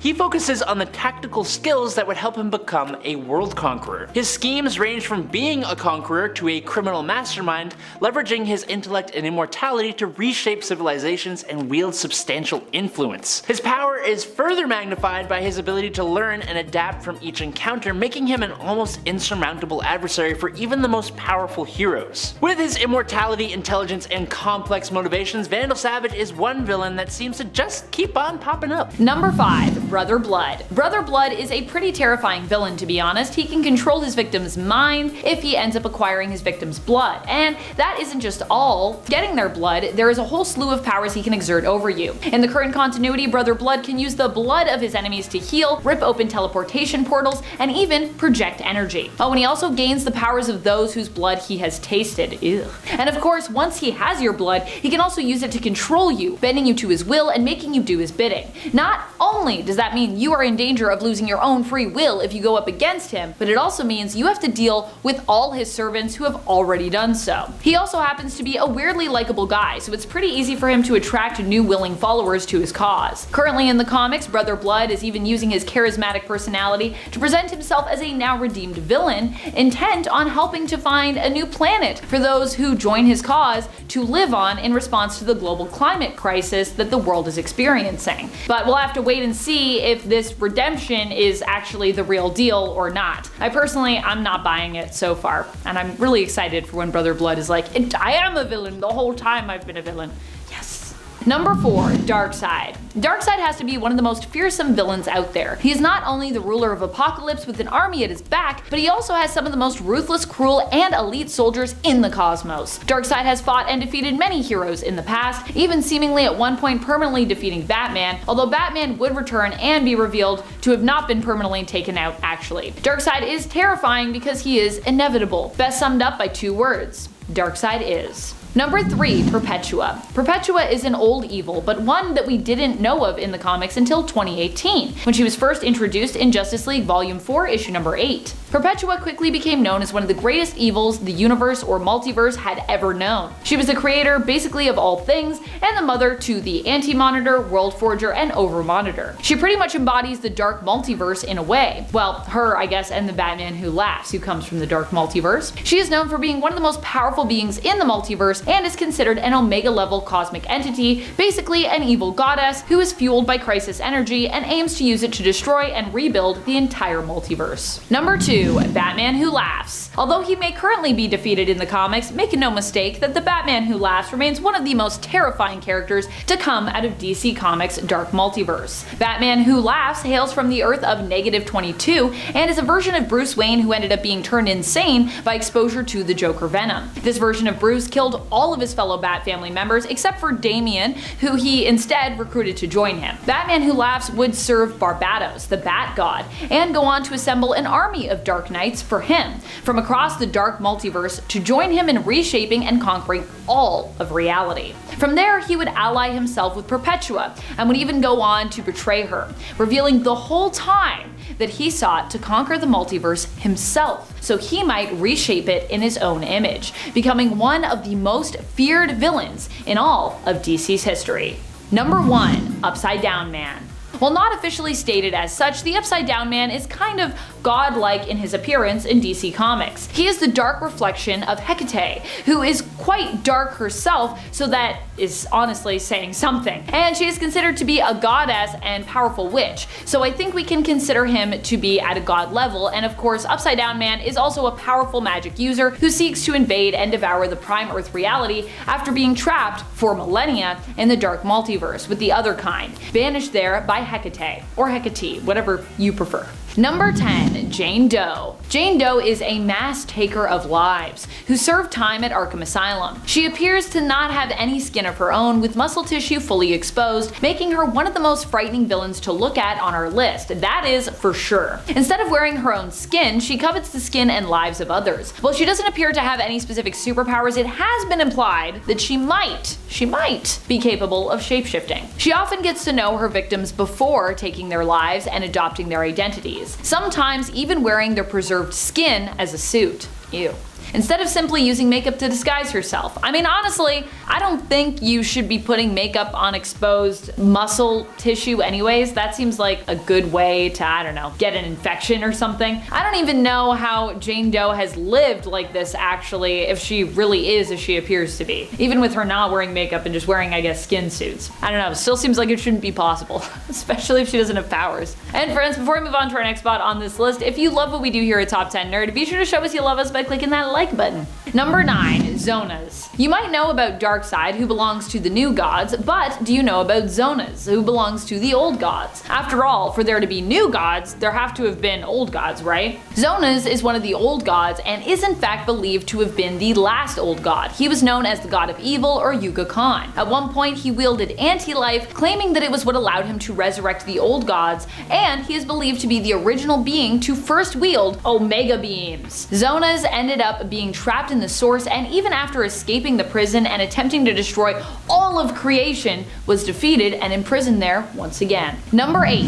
Grail. Grail is the villainous daughter of Darkseid, who also acts as an opposing force to Wonder Woman. She was kind of born to be Diana's rival, really. The two women were born at exactly the same time, and it was prophesied that Grail, the daughter of Darkseid and Myrna, would bring about much destruction. As such, she was almost killed as soon as she was born, but her mother protected her. She proved almost right away in the comics that she was a new villain worthy of our time when she made easy work of the Justice League. She and Diana ended up facing off shortly thereafter, with Grail immediately coming across as a promising and deadly new foe. Number 7. Hush. Hush has managed to pull off some of the most horrific schemes over the years, and gotten under Batman's skin many times. And Catwoman's skin. Literally in this case, when he ended up stealing her actual beating heart. Thomas Elliot is not only a powerful villain because of his intense vendetta against the Wayne family and Batman, but because he also is often shown to have the skill and the strength to match even Batman himself, as well as the cunning. In fact, in some cases,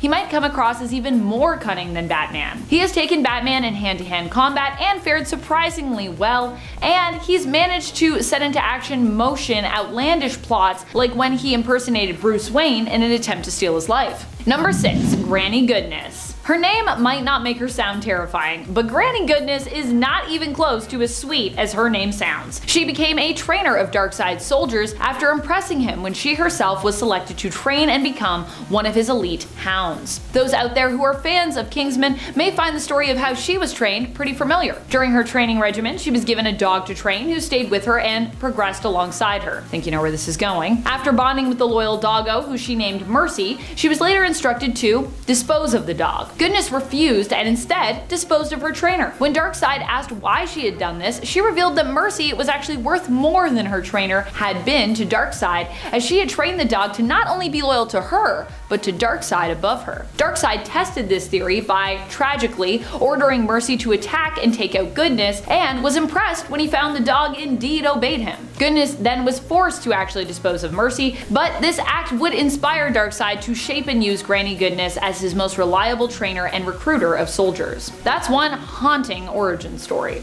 Number 5. Darkseid. In the New 52, Uxas, who would become Darkseid, whispers doubt into the ears of the gods, sending them into war with each other, which is when he takes them all out and steals their power, making himself the first of the new gods. He has immeasurable strength. He's immortal, obviously, nearly invulnerable for surviving an explosion that could destroy existence itself. He wields the cosmic Omega effect, using Omega beams to seriously hurt people like Superman and even the Spectre. He can remove people from existence, and using the Omega Sanction can trap people in an endless loop of increasingly horrible lives. Telepathically strong enough to control the population of a planet, he can use telekinesis, teleport, control the time stream, and manipulate matter. He's super smart, has advanced technology, and rules Apocalypse and his army of parademons, but almost everything he does is through avatars that he creates because he is the embodiment of evil. He can do anything he wants to and can never truly be defeated except for in his true form, which is nearly undefeatable. Number 4, Mr. Mind. I think anyone who hasn't heard of this villain before would be kind of forgiven. When you think of the most fearsome villains, specifically the villains of Captain Marvel, otherwise known as Shazam, you may not first think about the 7-inch long sentient worm from Venus known as Mr. Mind. This diabolically evil, mind-controlling worm, after the events of Infinite Crisis, would cocoon himself and then emerge as a massive monstrosity capable of manipulating reality, consuming universes, and traveling through time and space. He was described as, quote, eating years and events from the universe's history, altering the Earth with every flap of his massive wings. It took a combined effort from Booster Gold, Supernova, and Skeets to defeat Mr. Mind by trapping him inside Skeets' shell, which was fortified by the Suspendium. Then Booster Gold threw Skeets through time with the help of Supernova to the day that Mr. Miracle was first discovered on Earth by Dr. Sivana, and then he is trapped in a time loop forever. So they didn't actually end him, they just trapped him in a time loop. This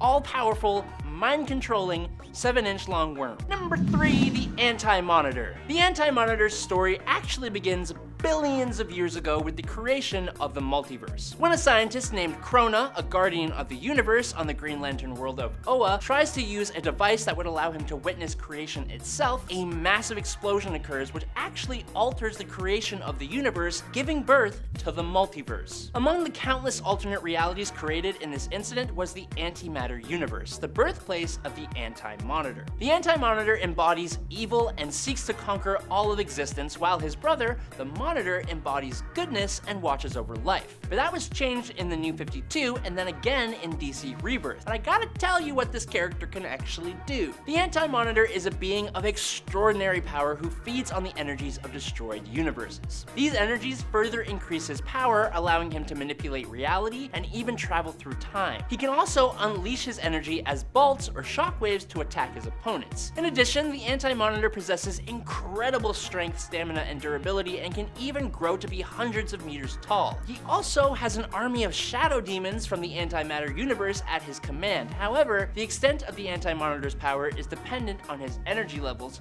which can be drained in order to weaken him. Still, only another cosmic being like the Monitor or the Spectre is capable of opposing the Anti-Monitor at full power, and even they needed help from some of DC's top heroes to put him down for good. Number 2, Mr. Zed. Now, I'd be lying if I said the concept for Mr. Zed wasn't at least somewhat cool. His whole shtick is being immortal and traveling through time to trap famous people throughout history in the crystal that sits on top of his walking cane. Superman, being one of the most popular and important heroes, obviously meant there was going to be at least an attempt to get him inside that crystal. Unfortunately for Mr. Z, Superman's Kryptonian heritage just means that he's invulnerable to the crystal. Not only invulnerable to it, but he even overloads the crystal, destroying it and releasing all those trapped inside. Kinda makes you wonder why DC started struggling to make Superman stories actually interesting. As for Mr. Z, he would face Superman once back in 1943 and again when the pair got stranded on an island and Superman got rescued, but Mr. Z was literally left out there to starve forever. Number 1, Mr. Mxyzptlk. Mr. Mxyzptlk is a reality warping imp obsessed with Superman who, just like his rival Batmite did with Batman, simply seeks to annoy the heck out of Superman and just prove he is smarter than him. Which is good, because he has a level of power that in other hands could cause the end of the entire multiverse. He can do almost anything imaginable if he wishes, and his only weakness really is being convinced or tricked into saying his own name backwards to send him back to the 5th dimension, which if you're trying to say it correctly is honestly a superpower in and of itself. Mxyzptlk is able to use magic to survive most attacks, he can regenerate and heal himself instantly, and has high tolerance to pain, making him basically impossible to defeat.